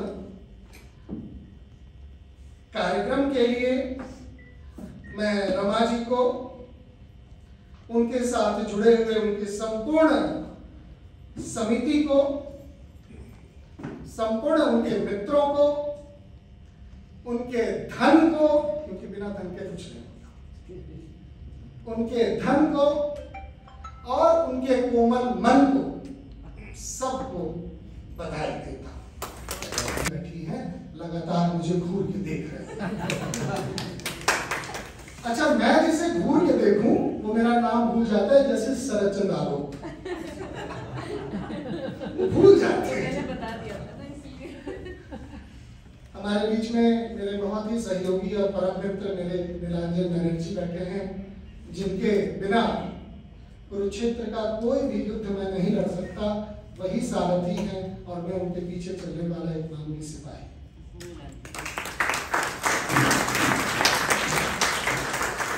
आदरणीय त्रिपाठी जी बैठे हैं, सत नमन। बहुत काम कर रहे हैं आप लोग। हम सब के बीच में युवा कवित्री कोमल भी उपस्थित हैं आज, जिनका सम्मान किया गया है। आप अम्बेडकर विश्वविद्यालय में असिस्टेंट प्रोफेसर के रूप में पढ़ा रही हैं और बहुत कम आयु में आपकी 2 कविता संग्रह पगडंडियों से आगे और पंचम स्वर प्रकाशित हो चुकी है। वैचारिक कविताओं में मैं ये समझता हूं कि अपने समकालीन में वो सर्वश्रेष्ठ है। प्रेम भाई से बात शुरू हुई थी, प्रेम भाई पे ही बात खत्म होगी। आदरणीय अग्रवाल साहब बैठे हैं, इन्होंने कहा कि मेरे बारे में नहीं बोला, अच्छा मैं बताऊंगा। आदरणीय कीर्तिवर्धन अग्रवाल जी हमारे सामने हैं। आपके दीर्घायु, चिरायु, शतायु होने की कामना करता हूँ। तुम्हारी नजर झुकती नहीं है अब तुम्हारी, तुम्हें भी नजर मिलाना है। बहुत सुंदर, बहुत प्यार में ऐसा हो जाता है। कोई मिलता नहीं हंसकर गले अब, कोई मिलता नहीं हंसकर गले अब, नया कैसा जमाना। कोई मिलता नहीं हंसकर गले अब, नया कैसा जमाना आ गया। और वो बातों से नहीं बदलेगा साहेब, वो बातों से नहीं बदलेगा साहेब, उसे सुनना सुनाना आ गया। वो बातों से नहीं बदलेगा साहेब, उसे सुनना सुनाना आ गया। और जो मंचों पर सुनाते हो हमेशा, जो मंचों पे सुनाते हो हमेशा, मुझे भी वो तराना आ गया। जो मंचों पे सुनाते हो हमेशा, मुझे भी वो तराना आ गया। और तुम्हें भी मुस्कुराना आ गया, बहाने को बहाना आ गया। बहुत बहुत धन्यवाद।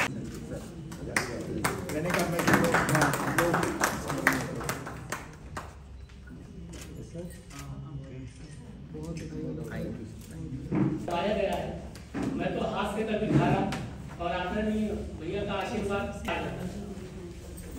करते हुए नकल क्लास में घरे गए तो पप्पू को गुरुजी ने खूब सबक सिखा रहे थे। करते हुए नकल क्लास में घरे गए तो पप्पू को गुरुजी खूब सबक सिखा रहे थे। बोलने लगे भविष्य अधर्म में है तुम्हारा, तेरे बाप से कहूंगा बोल धमका रहे थे। पप्पू बोला 3 साल फेल होते आ रहे हैं, अंतिम जुगाड़ था तो हाथ आजमा रहे थे। कि पप्पू बोला 3 साल फेल होते आ रहे हैं, अंतिम जुगाड़ था तो हाथ आजमा रहे हैं। और बाप की न धमकी दिया दिया करो यू आप मुझे, खिड़की से वही मुझे कागज थमा रहे हैं। आप सबका अभिनंदन करता हूँ। बहुत देर से मैं ये सत्संग में हूँ हिंदी के। हिंदी भवन है और अंतर्राष्ट्रीय स्तर पर बैठे हुए और हिंदी के रचनाकारों विद्वानों के बीच बैठे। आज के संदवे जी का जो उद्बोधन था वो सब कुछ कह गया।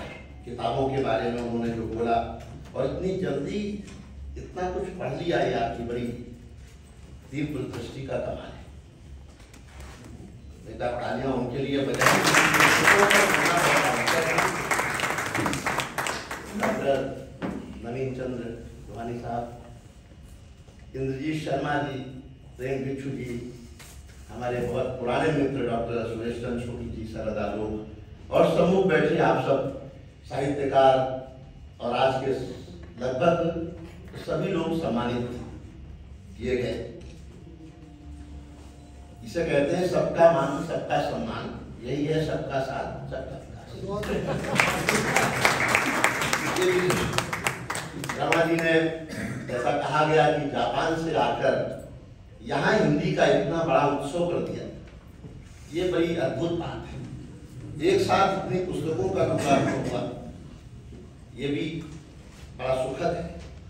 अभी पत्रिकाएं बंद हो रही, लगातार बंद हो रही, और ऐसे समय में आप बता रहे, ऐसे समय में जब जो छपी हुई पत्रिकाएं हैं वो ई पत्रिकाओं में बदलती जा रही है, ऐसे में ई पत्रिका को छपी हुई पुस्तक के रूप में लाना ये बहुत अलग, कोई साहस नहीं कर पाता। लेकिन मैं बधाई देता हूँ, शुभकामनाएं देता हूँ और सब लोगों से अपील भी करता हूँ, अनुरोध भी करता हूँ कि कम से कम इस पत्रिका का सबको सदस्य अवश्य बनना चाहिए। हम लोग हिंदी के लोग कहते क्या हैं कि हम पुस्तकें चाहते हैं लेकिन कई बार पढ़ते भी नहीं, लेते हैं और अलमारी में सजा देते हैं। और आजकल जो फैशन आया, एक फेसबुक पे पोस्ट लगा देते हैं इस पुस्तक के लोकार्पण। ये बड़ा चिंताजनक कि हम पुस्तकें पढ़ते भी नहीं है। मैं तो ये कहता हूं कि हमें पुस्तकें खरीद कर पढ़ने की आदत आनी। बड़ी महत्वपूर्ण बातें जैसे आशीष जी ने की, समय बदला है। तो एक समय था जब हम फिजिकल उपवास करते थे एक दिन का कि हमारा तन स्वस्थ रहे। आज ये आवश्यकता है कि हम खुद और अपने बच्चों को सिखाएं कि हमें एक दिन का डिजिटल उपवास करना चाहिए। हमें कंप्यूटर से, मोबाइल से दूर रहना चाहिए एक दिन, वरना ये जो हमारा मस्तिष्क है, ये विज्ञान हमारे मस्तिष्क को बोथरा कर देगा। संवेदनशीलता कम हो जाएगी, सोचने की शक्ति कम हो जाएगी। आप याद करिए कि जब आप प्रकृति के करीब रहते हैं तो आपकी सृजनशीलता बढ़ती है, और जब आप मनुष्य निर्मित विज्ञान के साथ रहते हैं दिन भर कंप्यूटर पे, तो आपको सृजन नहीं कर पाते हैं या कम कर पाते हैं। कम से कम इसे बचा के रखने की आवश्यकता है। मुरझाते फूल और एक और पुस्तक जो आतप जीवनम, इनके बारे में मैं कुछ बोलूंगा नहीं, मैंने केवल मुख्य प्रश्न ही देखा है। मुरझाते से मुझे भी थोड़ी सी आपत्ति थी कि फूलों का जब हम आकलन करते हैं, सोचते हैं फूल को देखते ही तो मुस्कुराते फूल ही दिमाग में आता है। मुरझाते फूल तो वो निराशाजनक भी है और लिखी गई अंग्रेजी और जापानीज में है, और इसका लोकार्पण हम हिंदी की गूंज में कर रहे हैं। यही असल में हिंदी जब दुनिया की दूसरी भाषाओं की पुस्तकों का लोकार्पण हिंदी के मंच पे होने लगे, यही तो हिंदी की गूंज है। बड़ा काम करते हैं इंद्रजीत शर्मा जी, बताया गया, मैं भी उसका साक्षी रहा हूँ। पिता के लिए जितना उन्होंने जीवन में किया है, मैंने कोई ऐसा दूसरा व्यक्ति नहीं देखा जो पिता के प्रति इतनी फांसी रखता। मुझे लगता है 15 साल से ज्यादा उनके पिता को संसार से विदा हुए होंगे।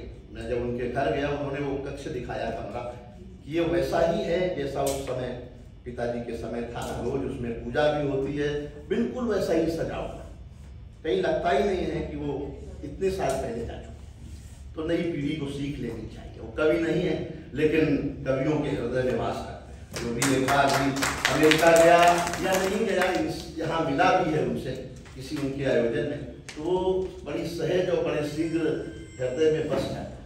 ये आप में एक सकारात्मक पॉजिटिवनेस जो है उसे मैं प्रणाम करता हूँ। बड़ा रोचक वातावरण बनाया आदरणीय आशीष जी और प्रेम दीक्षु जी के संवादों ने। बचपन से मैं देवर भाभी या जीजा साली की नोक झोंक सुनता था।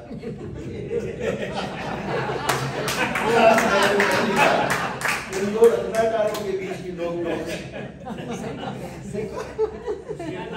विनोद जी कह रहे हैं सही पकड़े। एक बार विनोद जी के लिए भी तालियां बजाएं। बहुत अच्छे कवि हैं, उनकी पुस्तक भी आ चुकी है और दूसरी पुस्तक आने के लिए तैयार है। और मैं हालांकि ज्यादा बोल रहा हूँ, अध्यक्ष होने का मतलब सिर्फ ये होता है, उससे कुछ सूचनाएं प्राप्त होती हैं कि अब कार्यक्रम समाप्ति की ओर है और लोग बहुत राहत की सांस लेते हैं। कम से कम इसके बाद कोई बोलेगा नहीं, या तो धन्यवाद होगा या जलपान के लिए आमंत्रण मिलेगा, और वो हो चुका है। हम केवल सुनना है और बीच बीच में पीठ थपथपा के ये मेज थपथपा के कि नहीं बस अब आपका समय हो गया बैठ। तो उस भूमिका में मैं हूँ कि ज्यादा हमारा निवेदन है वो आज जरूरी तौर पे मैं सच बताऊं आशीष जी, लगभग 10 वर्ष से ज्यादा हो गए होंगे कि मैंने कभी इस तरह के वातावरण में मैं किसी कार्यक्रम में गया नहीं। ज्यादा उसी तरह के आयोजन होते हैं, भीड़ होती है, जाता हूँ तो पीछे वाली कुर्सी पे बैठ के सुन के चला आता हूँ। यहाँ मैं एक धर्म संकट में हूँ। मैं कई पक्षों की कविताएं लिखता हूँ, कुछ उधर वाले पक्षों की होती हैं, तो इधर भी विद्वान ही बैठे हैं, कीर्तिवर्धन जी कहेंगे ये क्या सुना रहा। तो मैं जरूरी दो लंबी कविताओं के एक अंश सुना देता हूँ, क्योंकि बाहर से भी लोग आए हैं जो अंतर्राष्ट्रीय स्तर पर हिंदी की सेवा कर रहे हैं। और वंदना जी से मिलना भी पहली बार मुझे लगता है बहुत अच्छा लगा। आपने डॉक्टर कुंवर बेचैन जी की याद दिला दी, वही स्वर वही अंदाज और माँ सरस्वती की वंदना के रूप में। और बेटी आप हैं, मैं भी 2 बेटियों का पिता हूँ, तो मुझे बहुत, मैं भीतर तक फील किया बेटियां ही हैं जो पिता की विरासत को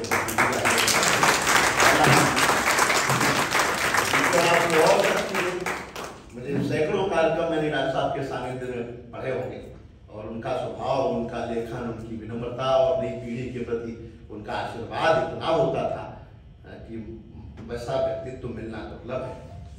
मैं आपको प्रणाम करता हूँ, आप कवि कुल की है हमारी। हिंदुस्तान पर एक लंबी कविता है मेरी, उसका एक अंश पढ़ता हूँ कि हम सीना ठोक के कहते हैं, आवाज लगाकर कहते हैं। हम सीना ठोक के कहते हैं, आवाज लगाकर कहते हैं, हाथों में गीता रामायण गुरु ग्रंथ उठाकर कहते हैं, जो चली आ रही सदियों से हम वो अनमोल कहानी है, दुनिया में सबसे सच्चे सबसे अच्छे दुनिया में सबसे अच्छे हिंदुस्तानी हैं। हम ताजमहल की मीनारे, पावन गंगा की धारा है, ख्वाजा नवाज की चादर है, अमृतसर का गुरुद्वारा है, हम हिंद महासागर का जल, हम नीर की ऊंचाई है, हम भीमसेन जोशी का स्वर बिस्मिल्लाह की शहनाई है, हम सूर्य देव का ज्योति कलश शिव शंकर वाला डमरू है, जिन पर गिरधर नागर नाचे, हम वो मीरा के घुंघरू है। हम मानसरोवर का पानी, हम कश्मीर की केसर हैं, हम रामेश्वर द्वारिकापुरी, हम राम सेतु के पत्थर हैं, हम शंकर से विस्पाई हैं, सागर मंथन के अमृत हैं, हम कामधेनु, हम कल्पवृक्ष, हम नागमणि ऐरावत हैं, जिसमें श्री कृष्ण नहाते थे, हम वो यमुना का पानी। दुनिया में सबसे सच्चे सबसे अच्छे हिंदुस्तानी हैं। हमारी संस्कृति क्या है, दुनिया के किसी देश के पास नहीं है। एक भी त्योहार ऐसा नहीं है जो हम मनाते हैं। मैं कुछ त्योहार बताता हूँ कि हमारी संस्कृति क्या है कि घर से बाहर है नीम खड़ी, आंगन में तुलसी माता है। यह देश वृक्ष पूजता है, जल को देवता मानता है, पहाड़ को देवता मानता है। ऐसे देश दुनिया में कहीं है। बरगद की पूजा होती है, हम तुलसी को जल देते हैं, हम दरवाजे आए फकीर को भी मीठे फल देते हैं, अपनी माताएं बहनें सर पर पल्लू रखकर चलती हैं, गर्भवत पड़े तो जौहर में लाखों पद्मिनियां जलती हैं, हम जन्म जहां ले लेते उस माटी को चंदन कहते हैं, हम प्यार भरे कच्चे धागे को रक्षा बनते हैं। ले लेते, उस माटी को चंदन कहते हैं। हम प्यार भरे कच्चे धागे को रक्षा बंधन कहते हैं। हम घर पर आए अतिथि का मन से अभिनंदन करते हैं। हम बड़े बुजुर्गों के चरणों को छूकर वंदन करते हैं। हम चार धाम के पुण्य और ऋषि मुनियों के वरदानी हैं, दुनिया में सबसे सच्चे, सबसे और सभी कविता है, आपको यूट्यूब पे मिल सकती है। सच्चे ये मुझे मन में आया कि दुनिया के तमाम देशों में मैं जाता हूँ, अभी अमेरिका ही था 2 महीने तो उत्सवों में कई बार ये सुनने को मिलता था पहले कि भारत बड़ा फकीरों का देश है, मदारी तमाशा दिखाने वालों का देश है, बड़ा दीनहीन स्थिति में थे। लेकिन आज का भारत वो भारत नहीं है। मुझे लगा कि एक जरूरी कविता मुझे भारत पर लिखनी चाहिए। ऐसे एक प्रश्न और हमारे बीच में अक्सर सुनने को मिलता है। सब कवि बैठे हैं, साहित्यकार बैठे हैं, सबको मैं समर्पित भी करता हूँ। ये भी एक लंबी कविता है, एक अंश पढ़ता हूँ। आशीष जी, लोग कहते हैं कवियों से, मुझसे भी कहते हैं हिंदी से क्या होता है, हिंदी से पढ़ने से क्या फायदा, कविता हमें क्या देती है, कविता से क्या मिलता है। ऐसा नहीं है। मैं सिद्ध करता हूँ कि कविता हमें क्या देती है, या कविता ने समाज को, देश को क्या क्या दिया है, उसका महत्व क्या है, उसकी प्रासंगिकता क्या है आज के समय में। कि वो कविता थी जिसने गोरी को शब्दबान से मारा था। एक एक पंक्ति देखेंगे तो आपको लगेगा कि कविता ने स्वतंत्रता संग्राम से लेकर आज तक की भूमिका, कविता को निकाल दीजिए अपने घर से तो शायद आपकी पूजा अधूरी रह जाएगी। वो कविता थी जिसने गोरी को शब्दबान से मारा था। वो कविता थी जिसके स्वर में दिनकर जी ने हुंकारा था। वो कविता है जो मानस बनकर घर घर गाई जाती है। वो कविता है जिसको गाकर आरती सजाई जाती है। सारी आरतियां, सारे भजन, ओम जय जगदीश हरे भी कविता है, वो भक्ति रूप में है। वो कविता है जो मानस बनकर घर घर गाई जाती है। वो कविता है जिसको गाकर आरती सजाई जाती है। वो वंदे मातरम कविता थी, सब गोरे यार को भूले थे। वो कविता थी जिसको गाकर सेनानी फांसी झूले थे। वो कविता थी जिसको गाकर सेनानी फांसी झूले थे। ये कविता मंदिर में जाकर गाओ तो भजन बन जाती है, दरबारों में जाकर गाओ कविता चारण बन जाती है, रंगों के बीच अगर गाओ कविता होरी बन जाती है। माँ का स्वर मिल जाता है तो कविता लोरी बन जाती है। माँ का स्वर मिल जाता है तो कविता लोरी बन जाती है। मत पूछो कविता की उड़ान, ये स्वाभिमान बन जाती है। और एक पंक्ति में कविता का सम्मान देखना दुनिया में, जो इशारा मैंने किया है, मत पूछो कविता की उड़ान, ये स्वाभिमान बन जाती है। कविता ही है जो 1.25 अरब का राष्ट्रगान शुरू हो जाए तो 1.25 अरब लोग सावधान की मुद्रा में खड़े हो जाते हैं। ये कविता की शक्ति है। मत पूछो कविता की उड़ान, ये स्वाभिमान बन जाती है। कविता ही है जो 1.25 अरब का राष्ट्रगान बन जाती है। ये राष्ट्र कहीं ना सो जाए, रातों में जागा करते हैं। इसकी खुशहाली की खातिर सब मन्नत मांगा करते हैं। ये मीर कबीला सूरा के वंशज, इनका वंदन करिए और दोनों हाथ उठा करके कविता का अभिनंदन कविता का हो और इस पूरी की पूरी हिंदी की साहित्य की परंपरा का। हमारा भारत, हम कामना करते हैं हमारी भाषा समृद्ध हो, हमारा देश समृद्ध हो, स्वस्थ भारत हो, स्वच्छ भारत हो, आत्मनिर्भर भारत हो, स्वदेशी भारत हो और सारी दुनिया को गले लगाकर विश्व गुरु बनने वाला भारत हो। और समय ज्यादा नहीं लिया, लेकिन मैं बहुत बहुत आभार व्यक्त करता हूँ समाज में आपका और विनोद जी कि मुझे आपके बीच आने का मौका मिला। और जब कोई धर्मीय अनुष्ठान होता है, हम कोई पवित्र अनुष्ठान करते हैं तो हम जोड़े में ही पवित्र अनुष्ठान करते हैं। तो इससे पहले रमा जी अमरेंद्र जी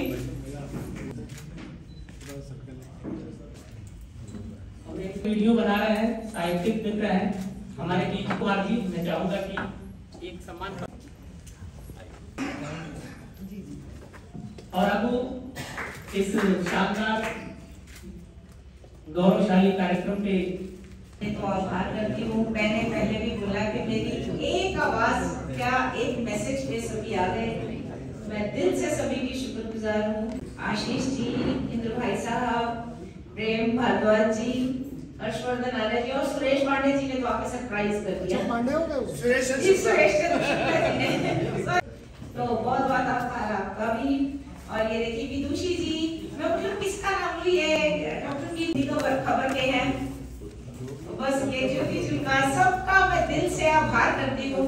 और आज मेरा परिवार आया है, मैं उसका भी बहुत आभार करती हूँ। मेरे जेवर दे, बहुत बहुत दिल से आभार। इससे ज्यादा मेरे पास आज शब्द नहीं है, मेरा दिल आज बहुत भरा है देख के। मतलब मैं शेयर करूंगी कि हम नेक्स्ट टाइम से ऐसे कुछ संस्थानों में दान देना शुरू, जो जैसे वृद्धाश्रम है, वृद्धाश्रम बड़ों के वृद्धाश्रम। मैं अपनी भाभी को कह सकती हूँ थैंक्स।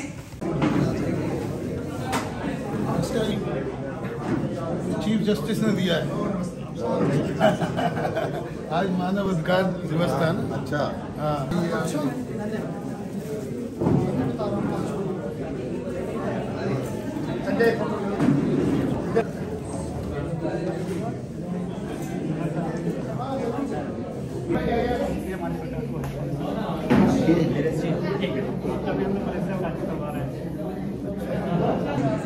आपसे कई कार्यक्रमों में यहाँ पर और मैं गुनाहगार हूँ।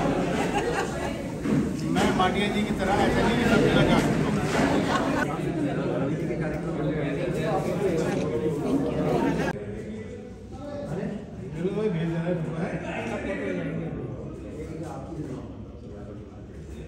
वीडियो फोटो तो अच्छा खड़े रहना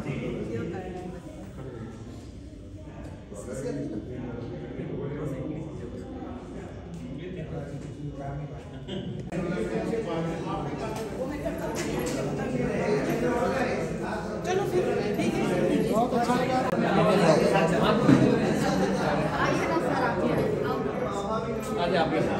तो मुझे कार्यक्रम में और जाना है।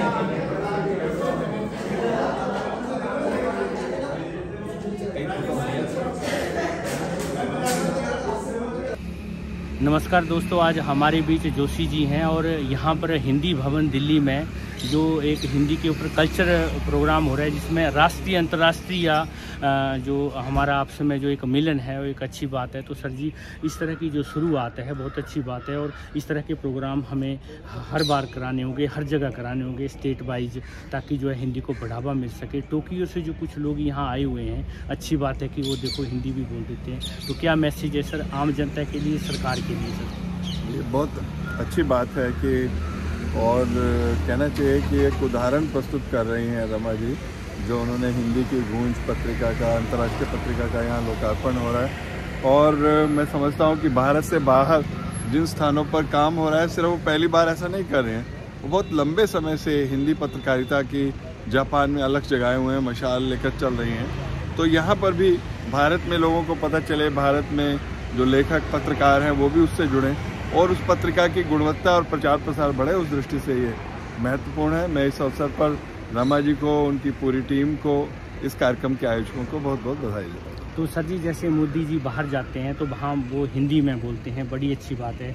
हमारी राष्ट्रीय भाषा हिंदी है, इसको बढ़ावा मिल रहा है। तो ये टोक्यो के अलावा, जापान के अलावा और जो हमारे देश हैं, वहाँ भी इस तरह के कल्चर प्रोग्रामों से हिंदुस्तान में जोड़ना चाहिए। वहाँ भी इस तरह से कोई हमारा प्रतिनिधि जाए और उस तरह से काम हो।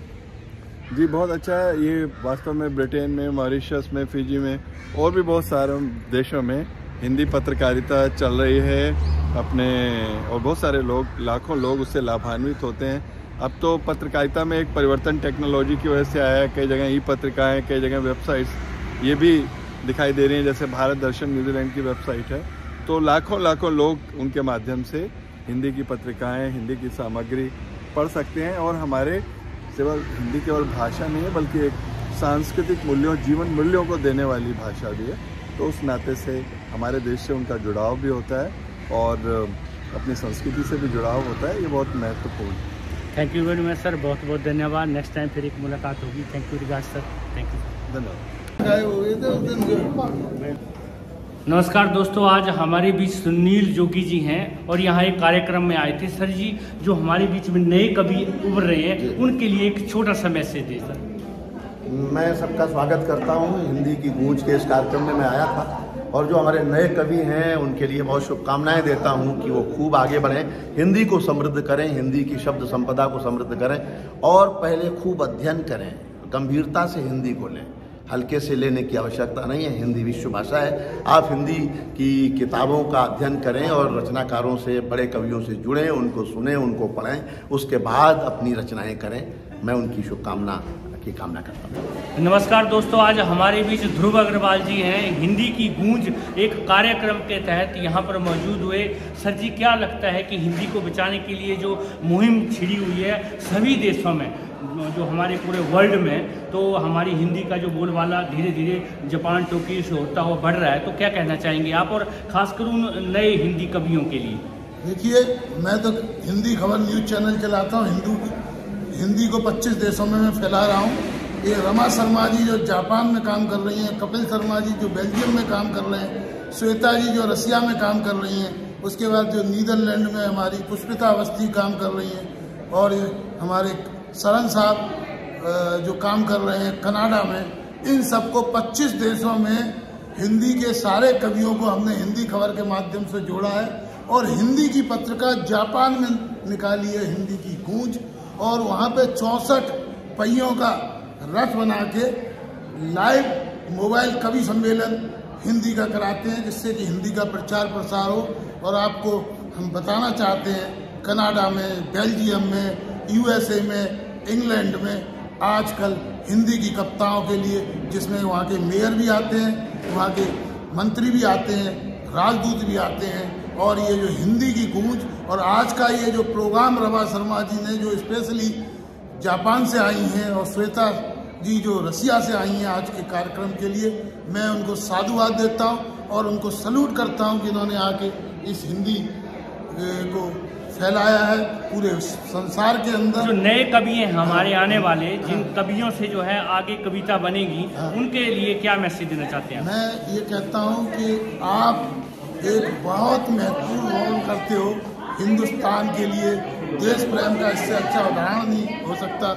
ये ना केवल एकता में, ना केवल अखंडता में, बल्कि व्यापार बढ़ाने में, लोगों से आपसी भाईचारा निभाने में बहुत अच्छा काम कर रहे हैं। और भारत का जो नाम कवियों ने पूरे संसार के अंदर किया है, इसलिए नए कवियों से मेरा आग्रह है कि कवियों में आपको पता होगा कि कुछ कवि हैं हमारे, उन लोगों की करोड़ों में कमाई भी है। ऐसी बात नहीं है कि आप इसके कविता में आपको देर से मिलता है, लेकिन जैसे हर कोई फिल्म स्टार नहीं बन जाता।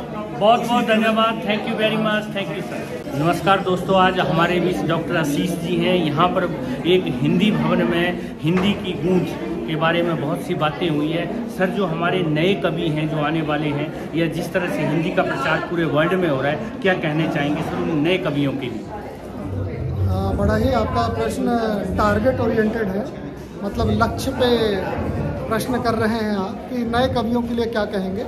मैं नए कवियों के लिए यही कहूँगा कि आत्ममुग्धता से बाहर निकलकर अपनी रचनाओं को परिष्कृत करें, उसे 50 बार पढ़ें, और जब उन्हें लगे कि ये रचना मुझे स्वीकार हो रही है, तो निश्चित रूप से वो समाज में स्वीकार होगी और उनकी रचना परिपक्व हो जाएगी। कि इस तरह के जो प्रोग्राम हैं, जो इस तरह के प्रोग्राम जो हैं, वो हम मतलब वीकली मंथली होने चाहिए हिंदी को आगे बढ़ाने के लिए, कवि की बात को आगे रखने के लिए। हाँ, ऐसे कार्यक्रमों का आयोजन होते रहना चाहिए। निरंतर कार्यक्रमों में आने से चैतन्यता बढ़ती है, और जब तक चैतन्यता अपनी भाषा के प्रति नहीं होगी, तब तक उसका उत्सर्ग नहीं हो सकता। इसलिए मैं इस बात का समर्थक हूँ कि वीकली, मंथली यानी साप्ताहिक, मासिक 15 दिनों पे कार्यक्रमों का आयोजन होते रहना चाहिए। Thank you. बहुत बहुत धन्यवाद। नमस्कार दोस्तों, आज हमारे बीच रमा शर्मा जी हैं। यहाँ पर हिंदी भवन दिल्ली में एक हिंदी की गूंज प्रोग्राम में उन्होंने शिरकत दी। हालांकि बाहर विदेश से यहाँ डायरेक्ट आई और इस तरह का प्रोग्राम आयोजित किया। बहुत बहुत बधाई मैम जी आपको। और इस तरह के कार्यक्रम आप करती हैं तो देश विदेश सब जगह हिंदी का पूरी तरह से जो है प्रचार प्रसार कर रही हैं। तो मैम जी, जो हमारे और भी स्टेट्स हैं वहाँ भी इस तरह के प्रोग्राम होने चाहिए। जी बिल्कुल होने चाहिए। स्टेट क्यों, पूरे मैं कहती हूँ हर देश में होने चाहिए।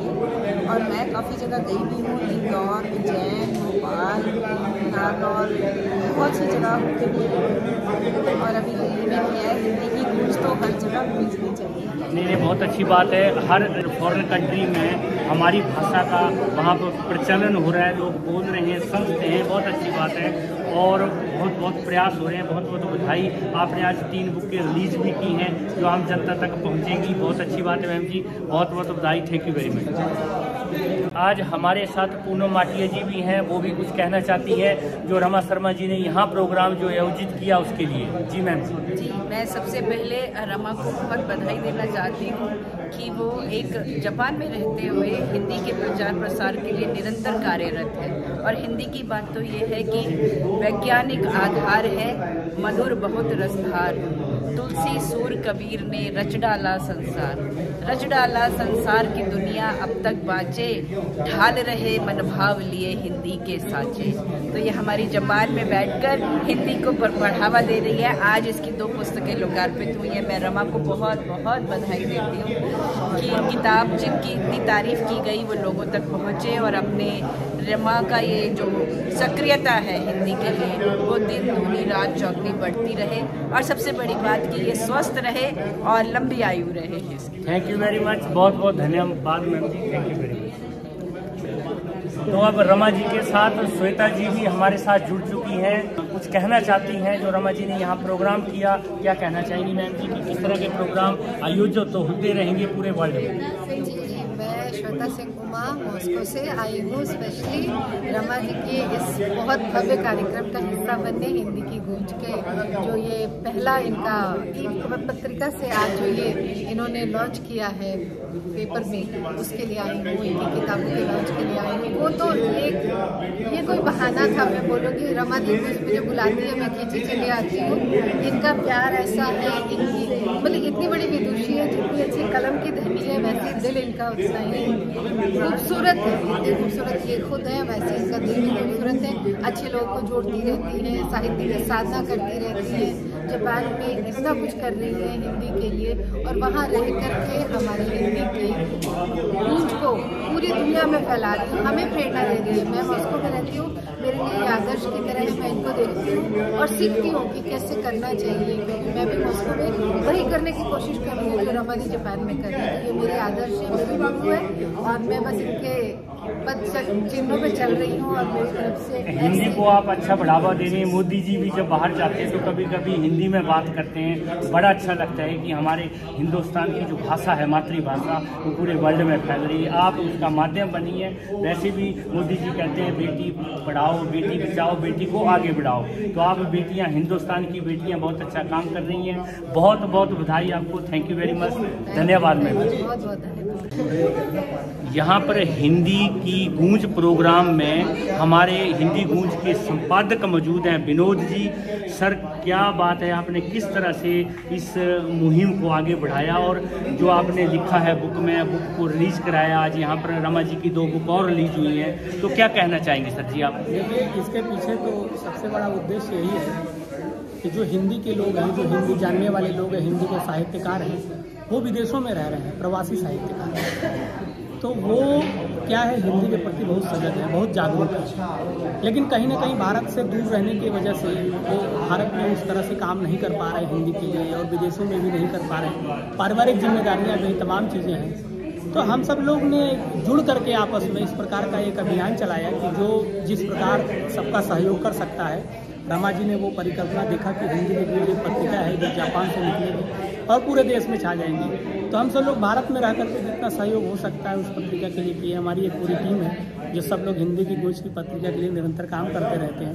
3 साल से यह पत्रिका चल रही थी, कोरोना काल में हम ही पत्रिका लेके आ रहे थे और अब हम इसको कागज़ पे लेकर के आ रहे हैं, लोगों के हाथों में ही पत्रिका रहेगी। न केवल जापान में बल्कि अन्य देशों में जहाँ हिंदी प्रथम भाषा नहीं है, वहाँ भी हिंदी इस पत्रिका के माध्यम से पहुँचेगी और हिंदी की गूंज हर जगह रहेगी। क्योंकि राज कपूर जी हमारे फिल्म इंडस्ट्री के बहुत बड़े डायरेक्टर प्रोड्यूसर रहे हैं, उन्होंने भी सबसे पहले ये गाना गाया था, मेरा जूता है जापानी फिर भी मेरा दिल हिंदुस्तानी। तो आपने उसी मुहिम को आगे बढ़ाते हुए, और बहुत अच्छी बात है, निरंतर सभी देशों में हम इसी तरह से हिंदी का प्रचार करेंगे।